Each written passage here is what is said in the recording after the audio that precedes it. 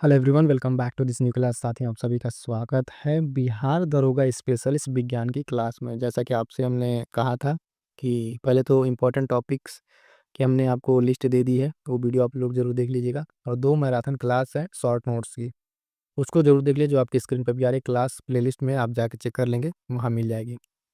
ये क्लास इतना इम्पोर्टेंट है कि सीधे-सीधे प्रश्न आपको देखने को मिलेगा। और इसी तरीके से जो इम्पोर्टेंट टॉपिक्स वाला वीडियो है, उस पे जो पॉइंट बन रहा है, उसपे हम क्लास लेकर आ रहे हैं। आज के क्रम में हम लोग विज्ञान के मोस्ट इंपॉर्टेंट लगभग 150 प्रश्न देखेंगे, जो आपके बिहार दरोगा के अपकमिंग एग्जाम्स के लिए बहुत ही इंपॉर्टेंट होने वाले हैं। तो आइएगा साथी, बिना किसी देरी के स्टार्ट करेंगे। और उससे पहले बता दें, जो हमारे साथी नए हैं, फटाफट से एक बार वीडियो को लाइक करें और चैनल से जुड़ जाइएगा।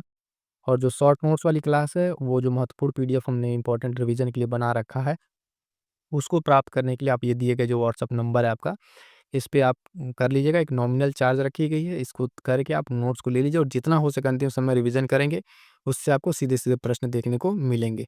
तो आइएगा, स्टार्ट करते हैं आज की क्लास को। मोस्ट इम्पोर्टेंट प्रश्न है कि इतनी बार जो अलग-अलग परीक्षाओं में ये मात्रा पूछा जा चुका है, कह रहा है जूल, न्यूटन, वॉट या ऑप्शन डी डाइन। फटाफट से आंसर करेंगे।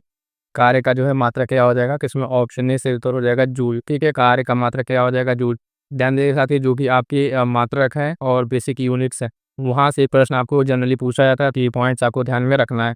आगे बढ़ेंगे, देखेंगे अगला प्रश्न कह रहा है, प्रश्न संख्या 2, प्रकाश वर्ष की इकाई है। तो प्रकाश वर्ष किसकी इकाई है, कह रहा है दूरी का, समय का, प्रकाश तीव्रता का या द्रव्यमान का। फटाफट से आंसर कीजिएगा इस प्रश्न संख्या 2 का आंसर। इसका सही उत्तर हो जाएगा ऑप्शन ए दूरी का। ठीक है, प्रकाश वर्ष ये भी मोस्ट इंपॉर्टेंट लगाइए, कितनी बार ये अलग अलग परीक्षाओं में पूछा जा चुका है। प्रकाश वर्ष क्या है आपका, ये दूरी का मात्रक है। इसमें कंफ्यूज ना होइएगा कि इस समय से, ठीक है, तो प्रकाश वर्ष लिखा है तो ध्यान दीजिएगा ये दूरी का मात्रक है, मोस्ट इंपॉर्टेंट है, ध्यान रखेंगे। आगे बढ़ेंगे, देखेंगे अगला प्रश्न संख्या 3, एम्पीयर मात्रक है। ठीक है, एम्पीयर मात्रक का कार्य प्रकाश तीव्रता का, विद्युत आवेश का, विद्युत धारा का, चुंबकीय क्षेत्र का। तो एम्पीयर किसका मात्रक है साथी, फटाफट से आंसर करेंगे प्रश्न संख्या 3, जिसका सही आंसर हो जाएगा ऑप्शन सी विद्युत धारा का। ठीक है, एम्पीयर किसका मात्रक है साथियों, तो यह विद्युत धारा का मात्रक है और बहुत ही महत्वपूर्ण। देखिए मात्रक का फिर से प्रश्न आ गया है, लिखा है मात्रक वाले प्रश्नों को ध्यान दीजिएगा। जितने साथी हैं फटाफट से एक बार वीडियो को लाइक कर दीजिए और चैनल से जुड़ जाइएगा। इस तरह की बहुत सारी इंपॉर्टेंट वीडियो, चाहे आपके अलग अलग तरीके से सब्जेक्ट्स का हो, मैराथन हो, करंट अफेयर हो, सारी चीज़ आपको चैनल पर मिलेगी। अगला प्रश्न देखिए, प्रश्न संख्या 4, निम्नलिखित में से समय का मात्रक नहीं है। ध्यान दीजिएगा, नहीं पूछा हुआ है, कह रहा समय का मात्रक नहीं है, कह रहा अधिवर्ष, चंद्रमा, प्रकाश वर्ष और इनमें से कोई नहीं। तो आपको आंसर समझ में आ गया होगा। अभी हमने प्रश्न को सॉल्व किया है कि प्रकाश वर्ष जो है आपका दूरी का मात्रक है। ठीक है, तो प्रकाश वर्ष जो है आपका समय का मात्रक नहीं है। अन्य 3 ऑप्शन, अधिवर्ष, चंद्रमा, ये सब आपकी क्या है, समय का मात्रक है। लेकिन प्रकाश वर्ष क्या है, आपके समय का मात्रक नहीं है। तो ये किसका मात्रक है, अभी हमने आपको बताया दूरी का मात्रक है। ये मोस्ट इंपॉर्टेंट है, तैयार रखिएगा। आगे बढ़ेंगे, देखेंगे अगला प्रश्न संख्या 5, पारसेक की इकाई है। कह रहा है दूरी का, समय का, प्रकाश की चमक, चुंबकीय बल का। फटाफट से आंसर कीजिएगा प्रश्न संख्या 5, क्या क्या आंसर हो जाएगा। तो ऑप्शन ए दूरी का, प्रकाश सॉरी पारसेक जो भी है, ये भी क्या है, तो आपका जो है दूरी का मात्रक है। किसका है, दूरी का मात्रक है, मोस्ट इंपॉर्टेंट है, ध्यान रखेंगे। आगे बढ़ेंगे साथियों, देखेंगे अगला प्रश्न। इसी तरीके साथियों आपको हर एक सब्जेक्ट के, साइंस के साथ साथ हिस्ट्री, ज्योग्राफी, पॉलिटी और बाकी अदर सब्जेक्ट्स, करंट अफेयर, सभी करंट अफेयर की तरह इसी क्लास आपको प्रोवाइड कराई जाएगी। निम्नलिखित में से कौन सा एक सुमेलित नहीं है, ध्यान दीजिएगा, सुमेलित नहीं पूछा है। कह रहा डेसिबल ध्वनि की प्रबलता की इकाई है ना, अश्व शक्ति कह रहा शक्ति की इकाई, समुद्री मील जो है ये कह रहा दूरी की इकाई है ना, और कह रहा सेल्सियस कह रहा है ऊष्मा की इकाई। तो ध्यान दीजिएगा साथियों, इसमें जो आपका सुमेलित नहीं है वो ऑप्शन डी है, सेल्सियस आपका ऊष्मा की इकाई नहीं है। ठीक है, सेल्सियस जो आपको ऊष्मा की इकाई नहीं है, ये आपको ध्यान में रखना है। आगे बढ़ेंगे, देखेंगे आपका प्रश्न संख्या 7, ल्यूमेन जो है किसका मात्रक है। ठीक है, कह रहा है ज्योति तीव्रता, ज्योति फ्लक्स, ए और बी दोनों, इनमें से कोई नहीं। फटाफट से आंसर कीजिएगा प्रश्न संख्या 7 का जो है क्या आंसर हो जाएगा। तो ऑप्शन बी, ठीक है, ज्योति फ्लक्स का क्या हो जाएगा, ज्योति फ्लक्स का जो मात्रक आपका क्या हो जाएगा, ल्यूमेन। ठीक है, ल्यूमेन आपका मात्रक हो जाएगा ज्योति फ्लक्स का। अगला प्रश्न देखिए, प्रश्न संख्या 8 नंबर क्या कह रहा है, कह रहा है दाब का मात्रक है पास्कल, डाइन, हर्ग और जूल। तो क्या है आपका दाब का मात्रक, फटाफट से आंसर कीजिएगा और आंसर हो जाएगा इसका ऑप्शन ए पास्कल। ठीक है, दाब का मात्रक जो है ना ये क्या हो जाएगा, पास्कल। ठीक है, पास्कल हो जाएगा, फटाफट से ध्यान में रखेंगे। अगला प्रश्न देखिए, प्रश्न संख्या 9 नंबर, कैंडिला मात्रक है। कह रहा है ज्योति फ्लक्स, ज्योति प्रभाव, ज्योति दाब, ज्योति तीव्रता। भी हम लोगों ने लिखा कैंडिला के बारे में शायद ठीक है, तो ध्यान रखिएगा कैंडिला जो है आपका मात्रक है, ये आपका किसका, ज्योति तीव्रता का, इसका ज्योति तीव्रता का मात्रक है। ऑप्शन डी सही उत्तर हो जाएगा। अगला प्रश्न देखिएगा, प्रश्न संख्या 10 क्या कह रहा है, यंग प्रत्यास्था गुणांक का एसआई मात्रक, ठीक है, एसआई मात्रक है टाइम प्रति सेंटीमीटर, न्यूटन प्रति मीटर, है ना, न्यूटन प्रति मीटर स्क्वायर प्रति सेंटीमीटर। फटाफट से आंसर कीजिएगा। यंग प्रत्यास्था गुणांक बहुत ही इंपॉर्टेंट प्रश्न है, कई बार परीक्षाओं में अलग अलग जगह पे पूछा जा चुका है, तो ध्यान दीजिए। इसका जो सही मात्रक हो जाएगा प्रश्न संख्या 10 का ऑप्शन सी, न्यूटन पर मीटर स्क्वायर, न्यूटन पर मीटर स्क्वायर, न्यूटन पर मीटर स्क्वायर में आपका क्या हो जाएगा, ये यंग प्रत्यास्था गुणांक का मात्रक हो जाएगा एसआई वाला। आगे बढ़ेंगे, देखेंगे अगला प्रश्न क्या कह रहा है, निम्नलिखित युग्मों में किन भौतिक राशियों के समान बीमीय सूत्र नहीं है, नहीं पूछा है। कह रहा बल और दाब, कार्य और ऊर्जा, आवेग और संवेग, बाल जो भार है और उसके बाद से बल, इन दो चीज़ों में अगर आप देखेंगे, कह रहा है कि इनका जो बीमीय सूत्र अगर आप देखें तो एक समान नहीं है। तो फटाफट से आंसर कीजिएगा। इसमें देखेंगे प्रश्न संख्या 11 का जो है ऑप्शन ए, बल और दाब, इन दोनों का जो बीमीय सूत्र क्या है, समान नहीं है, समान नहीं है किसका, तो बल और दाब का। आगे बढ़ेंगे साथियों, देखेंगे अगला प्रश्न, देखिए 12 नंबर, अदिश राशि है, तेरह ऊर्जा, पल्लागुण, संवेग, उपयुक्त सभी। फटाफट से आंसर करेंगे कि अदिश राशि इसमें से कौन है। प्रश्न संख्या 12, अदिश राशि इसमें क्या है, एक आपका ऊर्जा है, ऊर्जा। सदिश और अदिश राशियां आप जानते हैं, सदिश राशियां क्या है, जिसमें आप पहली बार दिशा के साथ साथ परिमाण भी हो, क्या हो, परिमाण हो, ठीक है, जैसे आपका हो गया वेग हो गया, विस्थापन हो गया, सब सारी चीजें। अदिश है जिसमें सिर्फ परिमाण हो, दिशा न हो, तो क्या हो जाएगा आपका ऑप्शन ए सही उत्तर हो जाएगा। ठीक है, इन सारे पॉइंट्स को ध्यान में रखेंगे। अगला प्रश्न कह रहा है, प्रश्न संख्या 13 नंबर, निम्नलिखित में से सदिश राशि, अब सदिश राशि बताना कह रहा है वेग, द्रव्यमान, समय और लंबाई। अभी हमने आपको एग्जाम्पल दिया सदिश राशि का, तो उसमें हम आपको जरूर बताएं कि सदिश राशि इसमें से कौन हो जाएगी, तो ऑप्शन ए आपका वेग। वेग में अगर आप देखें तो दिशा और परिमाण दोनों है, द्रव्यमान, समय, लंबाई सब क्या है, सदिश राशि नहीं है, तो ऑप्शन ए सही उत्तर हो जाएगा प्रश्न संख्या 13 का। फटाफट से आगे बढ़ेंगे साथियों, देखेंगे अगला प्रश्न क्या कह रहा है, पदार्थ के संवेग और वेग के अनुपात से कौन सी भौतिक राशि प्राप्त की जा सकती है। ठीक है, संवेग और वेग के अनुपात से, संवेग आपका क्या होता है, यम इंटू वी होता है, ठीक है, और वेग आपका क्या हो जाएगा, अपॉन वी, इसके अनुपात से। तो आपको क्या मिल जाएगा, यहाँ से आपको दिख रहा है, कह रहा है वेग, त्वरण, द्रव्यमान और बल। प्रश्न संख्या आपका 14 नंबर का सही आंसर क्या हो जाएगा, तो आपको बचा क्या है, यहाँ पे द्रव्यमान बचेगा। ठीक है, यम इंटू बी होता है संवेग, और ये बी कैंसिल हो जाएगा, बचेगा आपका क्या, सिर्फ यम द्रव्यमान। तो इसके अनुपात से आप पा जाएंगे क्या, द्रव्यमान पा जाएंगे। प्रश्न संख्या 14 मोस्ट इंपॉर्टेंट लगा लीजिएगा, प्रश्न कई बार पूछा हुआ है। ठीक है, तो ऑप्शन सी से उत्तर हो जाएगा द्रव्यमान। फटाफट से आगे बढ़ेंगे, देखेंगे अगला प्रश्न। प्रश्न संख्या 15 का रहा, शून्य में स्वतंत्र रूप से गिरने वाली वस्तुओं का, जो स्वतंत्र रूप से कोई वस्तु गिर रही है, कह रहा समान गति होगी, समान वेग होगा, समान त्वरण होगा, समान बल होता है, तो क्या होगा इसमें, फटाफट से आंसर कीजिएगा। प्रश्न संख्या 15। ठीक है, तो जो शून्य में स्वतंत्र रूप से गिरने वाली वस्तुओं का जो है वेग समान होगा, ऑप्शन बी सही उत्तर होगा इसमें, वेग जो है समान होगा। आगे बढ़ेंगे, देखें अगला प्रश्न संख्या 16, जब 2 केजी वाले द्रव्यमान पर 5 न्यूटन का बल लगाया जाता है तो उससे उत्पन्न होने वाला त्वरण कितना होगा। ठीक है, त्वरण कितना होगा, तो कह रहा है 2.5 मीटर पर सेकंड स्क्वायर, 2.5 मीटर पर सेकंड, 25 मीटर पर सेकंड, या 25.5 मीटर पर सेकंड। ठीक है, तो इसको ध्यान रखेंगे, इसमें क्या होगा, फटाफट आंसर कीजिएगा प्रश्न संख्या 16 का, तो ऑप्शन ए हो जाएगा आपका 2.5 मीटर पर सेकंड स्क्वायर। क्या हो जाएगा, 2.5 मीटर पर सेकंड स्क्वायर।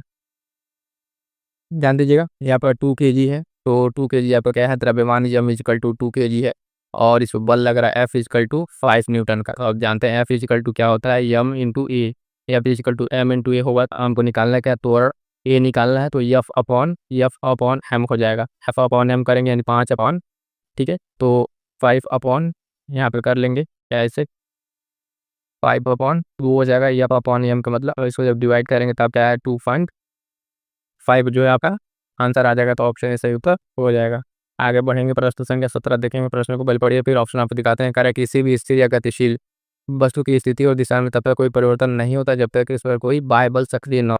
ये इसका स्टेटमेंट है, कह रहा ऑप्शन देखिएगा, न्यूटन गति का पहला नियम, न्यूटन गति विषय का द्वितीय नियम, और गति विषय का तृतीय नियम, या गैलीलियो का गति विषय नियम। तो फटाफट से आंसर करेंगे कौन सा नियम है ना। एक बार फिर से समझिए कि कोई वस्तु अगर स्थिर है ना, या फिर गतिशील है, तो तब तक अपनी स्थिति में परिवर्तन नहीं करेगी जब तक कोई इस पर बाह्य बल न लगाया जाए। तो आप जानते हैं किसका नियम है, प्रश्न संख्या 17 हो जाएगा, न्यूटन गति का जो है आपका गति विषय प्रथम नियम है, जड़त्व का नियम भी जिसे कहते हैं।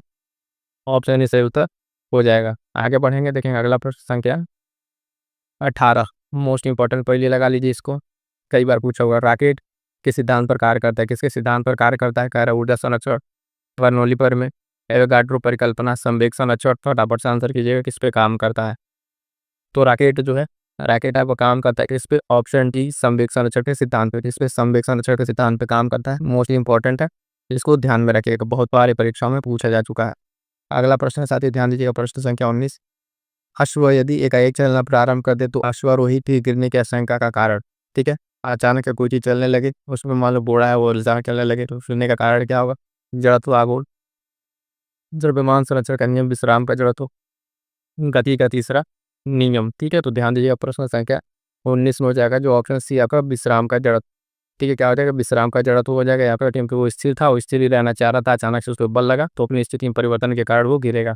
तो ऑप्शन सी क्या हो जाएगा साथियों? सी हो जाएगा, विश्राम का जड़त्व। आगे बढ़ेंगे साथियों, देखेंगे अगला प्रश्न संख्या 20 क्या कह रहा है। चलती हुई जब बस अचानक ब्रेक लगती है तो उसमें बैठे यात्री आगे की दिशा में गिरते हैं, इसको किसके द्वारा समझा जा सकता है? बस आपका है, चल रहा है, इसमें बैठे जो यात्री ब्रेक लगने के साथ क्या होता है? आगे की दिशा में गिरते हैं। कह रहा है सापेक्षता का सिद्धांत, न्यूटन का पहला नियम, न्यूटन का दूसरा नियम, न्यूटन का तीसरा नियम। तो क्या हो जाएगा? फटाफट से आंसर करेंगे, अभी हमने इस प्रश्न को बताया ऊपर। ठीक है, फिर इसमें क्या हो जाएगा? प्रश्न संख्या 20 में जो आपका क्या हो जाएगा? न्यूटन का पहला नियम। ऑप्शन बी से उत्तर हो जाएगा न्यूटन का पहला नियम। ठीक है, जब तक कोई वस्तु स्थिर है या गतिशील है तो तब तक उसकी अवस्था में परिवर्तन नहीं हुआ, जब तक कि वो कोई बाह्य बल न लगे। अगला प्रश्न कह रहा है, प्रश्न संख्या 21 नंबर, बल का गुणनफल है। कह रहा है द्रव्यमान और वेग का, द्रव्यमान और त्वरण का, भार और वेग, भार और त्वरण।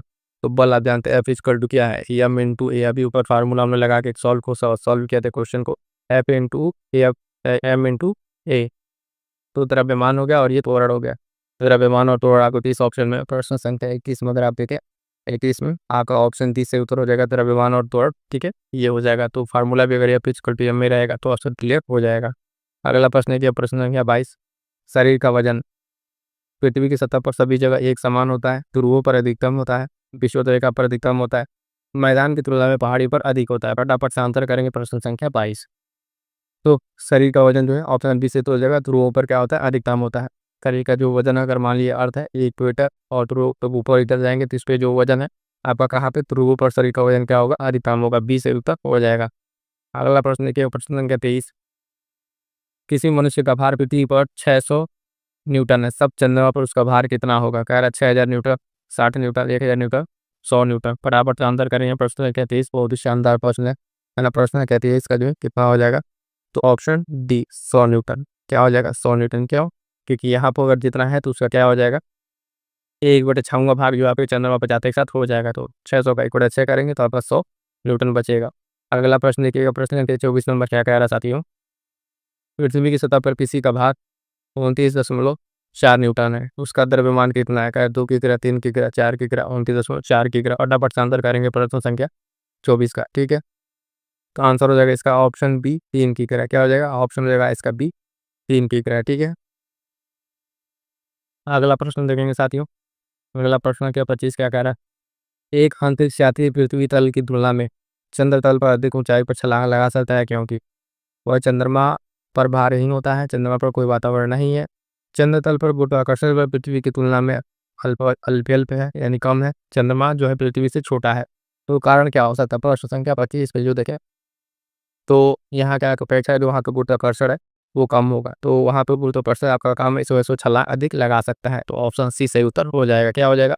प्रश्न संख्या 25 का जो है ऑप्शन सी सही उत्तर हो जाएगा। अगला प्रश्न देखेंगे साथियों, प्रश्न संख्या 26, 1 किलोग्राम राशि का वजन है 1 न्यूटन, 10 न्यूटन, 9.8 और 9 न्यूटन। फटाफट से आंसर कीजिएगा प्रश्न संख्या 26 का। क्या हो जाएगा? Option C 9.8 newton. क्या हो जाएगा? 9.8 न्यूटन जो आप 1 किलोग्राम राशि का वजन हो जाएगा। आगे बढ़ेंगे साथियों, फटाफट से देखेंगे अगला प्रश्न क्या कह रहा है। 27 नंबर, जड़त्व, आघूर्ण और कोणीय त्वरण का गुणनफल होता है। कह रहा है बल, टार्क, कार्य, कोणीय संवेग। फटाफट से आंसर करेंगे, क्या हो जाएगा इसका? जड़त्व, आघूर्ण व कोणीय त्वरण का गुणनफल क्या हो जाएगा? प्रश्न संख्या 27 का जो है सही आंसर हो जाएगा ऑप्शन आपका बी। क्या हो जाएगा? टार्क हो जाएगा। क्या होगा? टार्क आपका हो जाएगा। इसमें जड़त्व, आघूर्ण और कोणीय त्वरण का जो है गुणनफल आपका यहाँ पर हो जाएगा। ये भी प्रश्न पूछा होगा कई बार परीक्षाओं में। अगला प्रश्न मोस्ट इंपॉर्टेंट, फिर से लगाइए। जल के आयतन में क्या परिवर्तन होता है कि तापमान 9 डिग्री से गिराकर 3 डिग्री सेल्सियस कर दिया जाए? मतलब अगर जल का जो आयतन है उसमें क्या परिवर्तन होगा, उसके आयतन में क्या परिवर्तन होगा, उसके तापमान को 9 डिग्री से गिरा के 3 डिग्री कर दिया। तो कह रहा है आयतन में कोई परिवर्तन नहीं होगा, आयतन पहले बढ़ेगा और बाद में घटेगा, आयतन पहले घटेगा फिर बढ़ेगा और पानी जम जाएगा। फटाफट से आंसर करेंगे इस प्रश्न का, बहुत बेहतरीन प्रश्न है, प्रश्न संख्या 28। तो ध्यान दीजिएगा इसमें क्या होगा, आयतन जो है पहले आपका घटेगा बाद में बढ़ेगा, तो ऑप्शन जो है सी सही उत्तर हो जाएगा। यानी अगर आप क्या करें यहाँ पर देखेंगे 9 डिग्री से अगर 3 डिग्री कर रहे हैं तो पहले आयतन क्या होगा, घटेगा, पहले आयतन घटेगा फिर बाद में बढ़ेगा, तो हमारा सही उत्तर क्या हो जाएगा, ऑप्शन सी सही उत्तर हो जाएगा।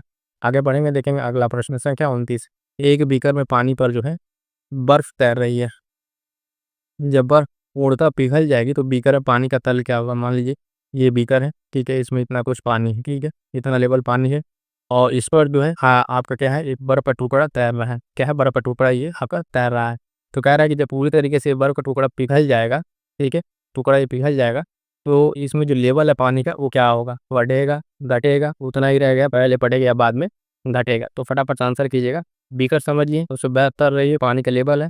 तो प्रश्न संख्या 29 में जो है ऑप्शन क्या हो जाएगा, इसका सही उत्तर कह रहा है ऑप्शन सी हो जाएगा, उतना ही रहेगा। यानी ये जब बर्फ पिघल भी जाएगा इसके लेवल में क्या है, जो अंतर नहीं होगा, यानी उतना ही रहेगा, ठीक है। अगर देखें कई साथी इसमें कमेंट करके बता सकते हैं कि ये बर्फ का लेवल उतना ही क्यों रहेगा। अगर किसी साथी की बात पता हो तो कमेंट करके जरूर बताएं। बहुत ही बेहतरीन प्रश्न, नहीं होगा तो इसका जवाब आप ढूंढिएगा। आगे बढ़ेंगे, देखेंगे अगला प्रश्न, अगली क्लास में जरूर इसका जवाब आपको देंगे। अगला प्रश्न कह रहा है जब किसी बोतल में पानी भरा जाता है तो उससे जमने दिया जाता है, तो बोतल टूट जाती है क्योंकि कोई बोतल है, ठीक है, इसमें पानी पूरा भरा हुआ है और इसको अगर जमने दिया जाए तो बोतल क्या हो जाएगा, क्रैक हो जाएगा। कह रहा है पानी जमने पर कहता है बोतल का जो हिमांक है उस पर वो सिकुड़ेगा। उसके बाद कह रहा है बोतल बाहर का तापक्रम अंदर से ज़्यादा होता है, पानी गर्म करने पर फैलता है। तो फटाफट से आंसर करेंगे। प्रश्न संख्या 30 क्या कह रहा है, पानी जमने पर फैलेगा, ठीक है। तो जितना जगह लिया रहेगा पानी इसमें पहले से, अगर ये बर्फ बनेगा तो और फैलेगा तो क्या हो जाएगा, ये क्रैक हो जाएगा, बोतल क्या हो जाएगी, टूट जाएगी। तो यही कारण है, ऑप्शन ए सही उत्तर आपका हो जाएगा। आगे बढ़ेंगे, देखेंगे अगला प्रश्न संख्या 31 नंबर कह रहा है कि सड़क पर चलने की अपेक्षा बर्फ पर चलना कठिन होता है, रीजन बताइए। तो क्यों कठिन होता है, तो ध्यान दीजिएगा। बर्फ कह रहा है सड़क से सख्त होती है, बर्फ सड़क जो है बर्फ से सख्त होती है। एक बार कह रहा है सड़क सख्त है, एक बार कह रहा है बर्फ सख्त है। एक ऑप्शन कह रहा है कि जब हम बर्फ मतलब अपने पैर से धक्का देते हैं तब कोई प्रतिक्रिया नहीं व्यक्त करता है, और जब बर्फ में सड़क की अपेक्षा घर्षण कम होता है। तो फटाफट से आंसर करेंगे। प्रश्न संख्या 31 में क्यों चलना कठिन है, तो ध्यान दीजिएगा जो बर्फ है वहाँ पे जो सड़क की अपेक्षा घर्षण कम है ना।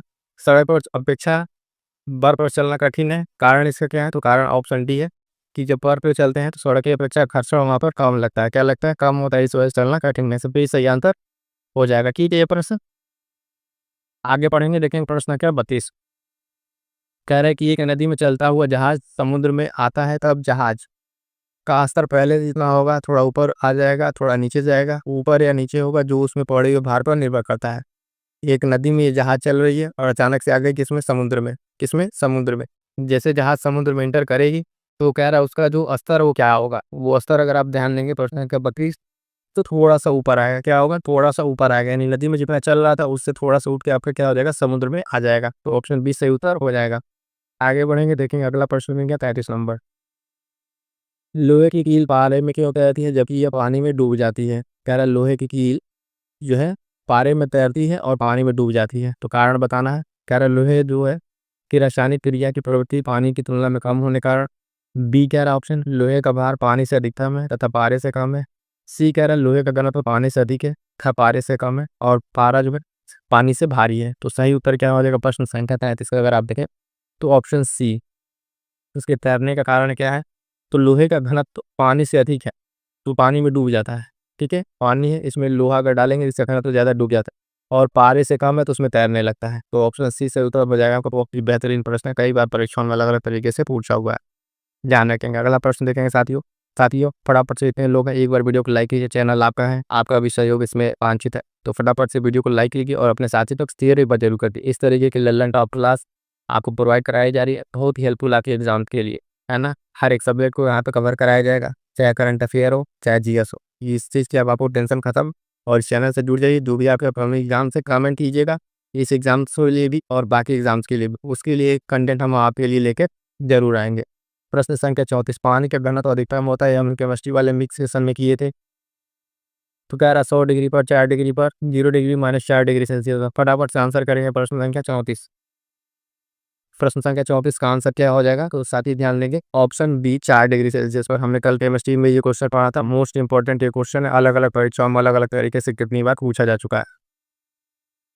अगला प्रश्न कह रहा 35 नंबर, वस्तु की मात्रा बदलने पर अपरिवर्तित रहेगा, आयतन, भार, द्रव्यमान या घनत्व। तो कह रहा है कि वस्तु की मात्रा बदलिए तो क्या अपरिवर्तित रहेगा। कोई मान लीजिए वस्तु है, अगर आपका इतना है और इतना है, कम कर दिए तो मात्रा बदले तो क्या अपरिवर्तित रहेगा, आयतन, भार, द्रव्यमान या घनत्व। तो फटाफट से आंसर कीजिए, बहुत बढ़िया प्रश्न है, इसका आंसर हो जाएगा ऑप्शन डी घनत्व। ठीक है, ऑप्शन डी घनत्व। ये यूपी पीसीएस में भी ये प्रश्न पूछा जा चुका है, बहुत ही बेहतरीन प्रश्न है। तो घनत्व उसका नहीं बदलेगा, चाहे अमाउंट बहुत ज़्यादा हो चाहे अमाउंट थोड़ा सा हो। ठीक है, क्या नहीं बदलेगा, घनत्व उसका नहीं बदलेगा। आगे बढ़ेंगे, अगला प्रश्न देखेंगे 36 नंबर क्या कह रहा है, समुद्र में प्लवन करते आइसबर्ग का कितना भाग समुद्र की सतह से ऊपर रहता है। समुद्र है मान लीजिए, ठीक है, और इसमें कोई आइसबर्ग जब तैर रहा है तो कितना भाग इसका ऊपर रहता है, ठीक है, समुद्र की सतह से। कह रहा है 1/9, 1/10, 1/6, 1/4। फटाफट से आंसर करेंगे, इस प्रश्न का आंसर हो जाएगा ऑप्शन बी 1/10। तो उसका जो 1/10 भाग है वो क्या रहेगा, सतह से ऊपर रहेगा। 1/10 ऑप्शन बी जो है सही उत्तर हो जाएगा। आगे बढ़ेंगे साथियों, देखेंगे अगला प्रश्न संख्या 37। 37 कह रहा है कि बर्फ के दो टुकड़ों को आपस में दबाने पर टुकड़े आपस में चिपक जाते हैं, क्योंकि दाब अधिक होने से बर्फ का गलनांक घट जाता है, दाब अधिक होने से बर्फ का गलनांक बढ़ जाता है, दाब अधिक होने से बर्फ का गलनांक पहले घटता है फिर बढ़ता है, और दाब व गलनांक से कोई संबंध नहीं है। फटाफट से आंसर करेंगे प्रश्न संख्या 37 का लिए। ऑप्शन इसका क्या सही हो जाएगा, प्रश्न संख्या 37 का ऑप्शन सी जो है, दो बर्फ के टुकड़े आपस में दबाने पर क्या होगा, चिपक जाते हैं। क्यों चिपकते हैं, पहले दाब अधिक होने का गलनांक पहले घटता है फिर बढ़ता है, इस वजह से वो चिपक जाते हैं। तो सही आंसर क्या हो जाएगा, ऑप्शन सी यहाँ पर सही उत्तर आपका हो जाएगा। आगे बढ़ेंगे, देखेंगे अगला प्रश्न संख्या 38। हवाई जहाज से यात्रा करते समय पेन से स्याही निकलने लगती है। कह रहा है वायु दाब में कमी के कारण, वायु दाब में वृद्धि के कारण, स्याही की आयतन में वृद्धि के कारण, अत्यधिक भार के कारण। ठीक है, तो फटाफट से आंसर कीजिएगा प्रश्न संख्या 38 जो है, इसका आंसर हो जाएगा साथियों ऑप्शन ए वायु दाब में कमी के कारण। ठीक है, जहाज में यात्रा करते समय पेन से स्याही जो बाहर की ओर निकलती है, तो ये वायु दाब में कमी के कारण निकलती है। अगला प्रश्न देखें, प्रश्न संख्या 39। ऊंचाई की जगहों पर पानी 100 डिग्री सेल्सियस के नीचे तापमान पर क्यों उबलता है। ठीक है, ऊंचाई की जगहों पर जो है पानी 100 डिग्री सेल्सियस के नीचे के तापमान पर क्यों उबलता है, क्योंकि वायुमंडलीय दाब कम हो जाता है, अतः उबलने का जो बिंदु है वो नीचे आ जाता है। क्योंकि गुरुत्वाकर्षण कम होता है, पर्वतों पर भारी हवाओं के कारण, उपयुक्त में से कोई सही नहीं है। फटाफट से आंसर करेंगे प्रश्न संख्या जो 39 जो है, इसका आंसर क्या हो जाएगा, तो ऑप्शन ए इसका सही उत्तर होगा, क्योंकि वायुमंडलीय दाब कम हो जाता है और उबलने का जो बिंदु है वो नीचे आ जाता है। तो प्रश्न संख्या 39 जो है, इसमें 100 डिग्री के नीचे आने का कारण क्या है, तो ऑप्शन ए सही उत्तर हो जाएगा। ठीक है, ऑप्शन ए को ध्यान से देख लीजिएगा, सही उत्तर हो जाएगा। आगे बढ़ के देखेंगे अगला प्रश्न संख्या 40 नंबर क्या कह रहा है, साबुन के बुलबुले के अंदर का दाब, कोई साबुन का बुलबुला है उसके अंदर का दाब क्या कह रहा है, वायुमंडलीय दाब से अधिक होगा, यानी बाहर का जो प्रेशर है उससे कम होगा, वायुमंडलीय दाब से कम होगा या अधिक होगा, वायुमंडलीय दाब के बराबर होगा या वायुमंडलीय दाब का आधा होगा।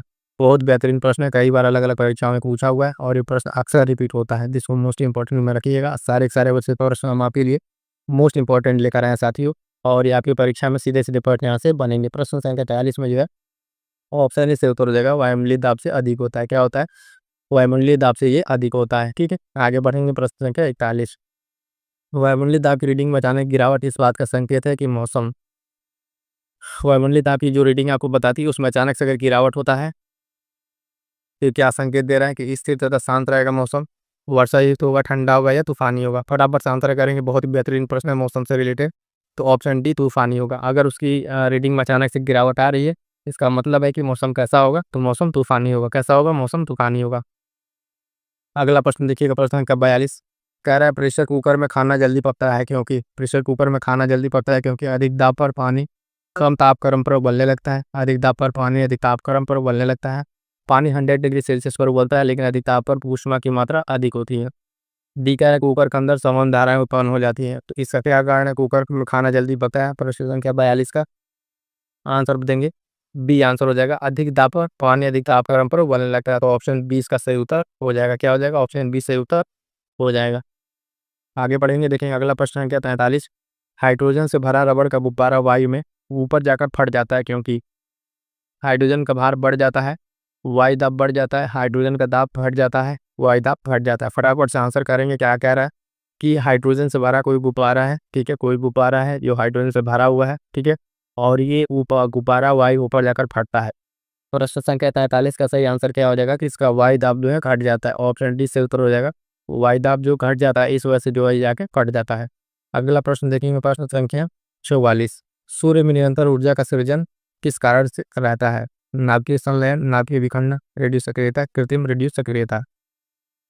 तो सूर्य में जो निरंतर ऊर्जा का स्रोत है, ठीक है, सन की अगर हम बात करेंगे तो इसकी निरंतर ऊर्जा का स्रोत क्या है? बहुत इंपॉर्टेंट प्रश्न है, मोस्ट इंपॉर्टेंट लगा लीजिए। अलग अलग परीक्षाओं में कितनी बार पूछा हो, यहाँ तक कि एसएससी, रेलवे, एंड अब बैंकिंग, एनडीए, सीडीएस, पीसीएस, सब परीक्षाओं में प्रश्न पूछा जा चुका है, तो तुम रट जाइएगा, प्रश्न ये गलत नहीं होना चाहिए। तो सूर्य की ऊर्जा का जो सृजन का कारण क्या है? 4 ऑप्शन हमने आपको बता दिए। ऑप्शन इसका सही उत्तर हो जाएगा ऑप्शन सी, नाभिकीय संलयन। क्या हो जाएगा? नाभिकीय संलयन जो है इसकी ऊर्जा का कारण हो जाएगा। आगे बढ़ेंगे, देखेंगे अगला प्रश्न संख्या 45। चाबी भरी घड़ी में कौन सी ऊर्जा होती है? तो गतिज ऊर्जा, स्थितिज ऊर्जा, यांत्रिक ऊर्जा या संचित ऊर्जा। फटाफट से आंसर करेंगे कौन सी ऊर्जा होगी इसमें। प्रश्न संख्या 45। चाबी भरी घड़ी में कौन सी ऊर्जा होती है? तो ध्यान दीजिए, अगर चाबी भरी घड़ी है तो उसमें ऊर्जा आपका कौन सा होगा? 45 का आपका सही आंसर हो जाएगा ऑप्शन बी, स्थितिज ऊर्जा। क्या हो जाएगा? ऑप्शन बी आपका स्थितिज ऊर्जा इसमें सही उत्तर हो जाएगा, ठीक है। 45 होगा। अगला प्रश्न है 46 नंबर क्या कह रहा है? प्रश्न संख्या 46, 46। जब हम रबड़ के गद्दे वाली सीट पर बैठे हैं या गद्दे पर लेटे हैं तो उसका आकार परिवर्तित हो जाता है। ऐसे पदार्थ में क्या पाया जाता है? कह रहा है गतिज ऊर्जा, स्थितिज ऊर्जा, संचित ऊर्जा या विखंडन ऊर्जा। फटाफट से आंसर करेंगे। प्रश्न संख्या 46 बहुत ही बेहतरीन प्रश्न है, ये भी अलग अलग परीक्षाओं में पूछा जा चुका है, तो ध्यान दीजिएगा। प्रश्न संख्या 46 का आंसर हो जाएगा ऑप्शन बी, स्थितिज ऊर्जा। क्या हो जाएगा? स्थितिज ऊर्जा इसका सही उत्तर हो जाएगा। अगला प्रश्न देखिएगा साथियों, 47 नंबर। 47 नंबर क्या कह रहा है? निम्नलिखित में से किसमें गतिज ऊर्जा नहीं है? ठीक है, किसमें गतिज ऊर्जा नहीं है? कह रहा है चलती हुई गोली, बहता हुआ पानी, चलता हुआ हथौड़ा, खींचा हुआ धनुष। तो ध्यान दीजिएगा, गतिज ऊर्जा जो है, जो चीज़ चल रही है उसमें तो गतिज ऊर्जा होगी ही नहीं, जो चीज़ स्थिर है उसमें आपका गतिज ऊर्जा नहीं होगी। तो ऑप्शन डी है आपका खींचा हुआ धनुष।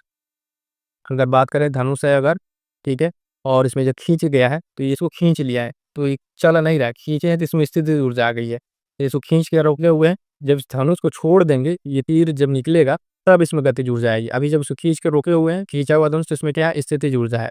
बाकी चलती हुई गोली, बहता हुआ पानी और चलता हुआ थोड़ा, तीनों गतिमान है, तो तीनों के यहाँ पे गतिज ऊर्जा होगी। नहीं पूछा है तो हमारा सही आंसर क्या हो जाएगा? ऑप्शन डी, और इसमें क्या है? आपका स्थितिज ऊर्जा है, ध्यान रखेंगे। अगला प्रश्न देखिएगा, प्रश्न क्या 48। जब एक चल वस्तु की गति दोगुनी हो जाती है तो उसकी गतिज ऊर्जा दोगुनी हो जाती है, चौगुनी हो जाती है, समान रहती है, तीन गुनी बढ़ जाती है। मतलब कोई वस्तु जो है उसकी गति दोगुनी हो जाए तो गतिज ऊर्जा जो है उसका क्या हो जाएगा? फटाफट से आंसर करना। अगर गति ये कितना होगा 48 का, आपका ऑप्शन बी चौगुनी हो जाएगी। क्या हो जाएगी? चौगुनी हो जाएगी, क्योंकि जो काइनेटिक एनर्जी है वो आपके उसका संबंध जो है डायरेक्टली इसके स्क्वायर से होता है, ठीक है। तो अगर ये 2 गुना हो रहा है तो ये क्या हो जाएगा? 4 गुना हो जाएगा, गतिज ऊर्जा आपकी 4 गुनी हो जाएगी, ठीक है। तो ध्यान रखिएगा, बी सही आंसर हो जाएगा। अगला प्रश्न 39 नंबर, सॉरी 49 नंबर देखिएगा। कह निम्नलिखित में से कौन सा नियम इस कथन को वैध ठहराता है कि द्रव्य का न तो सृजन किया जा सकता है न ही विनाश? ऊर्जा संरक्षण का नियम, ले सातिल्य का नियम, द्रव्यमान संरक्षण या परासरण का नियम। फटाफट से आंसर करेंगे। प्रश्न संख्या 49 का जो है क्या आंसर हो जाएगा? 49 का आंसर हो जाएगा ऑप्शन है ऊर्जा संरक्षण का नियम, ठीक है ना। एनर्जी जो द्रव्य है, मैटर, ना तो उसको क्रिएट किया जा सकता है ना तो विनाश किया जा सकता है, तो ऑप्शन है सही उत्तर हो जाएगा। अगला प्रश्न देखिएगा, प्रश्न संख्या 50 नंबर क्या है? साइकिल चलाने वाला मोड़ लेते समय क्यों झुकता है? क्यों झुकता है? कार्ड उसका देखेंगे, 4 कारण है, फटाफट से आंसर कीजिएगा। एक बार ऑप्शन पढ़ दे रहे हैं, ध्यान से सुन लीजिएगा। साइकिल और आदमी की गति समान होनी चाहिए क्योंकि वो फिसल जाएगा। वह झुकता है ताकि गुरुत्व केंद्र के अंदर बना रहे, गिरने से बचाएगा। झुकता है ताकि वक्र मार्ग पर चलने के लिए पहियों पर दबाव डाला जा सके, और झुकता है ताकि तेजी से पार कर सके। तो इसका कारण क्या है कि साइकिल चलाने वाला आदमी जो है मोड़ पर झुक जाता है। तो प्रश्न संख्या 50 का सही आंसर हो जाएगा ऑप्शन बी। वो झुकता है ताकि जो गुरुत्व केंद्र है आधार के अंदर बना रहे, जिससे वो उसको गिरने से बचाएगा। ऑप्शन बी सही उत्तर हो जाएगा, ठीक है। क्या हो जाएगा साथियों?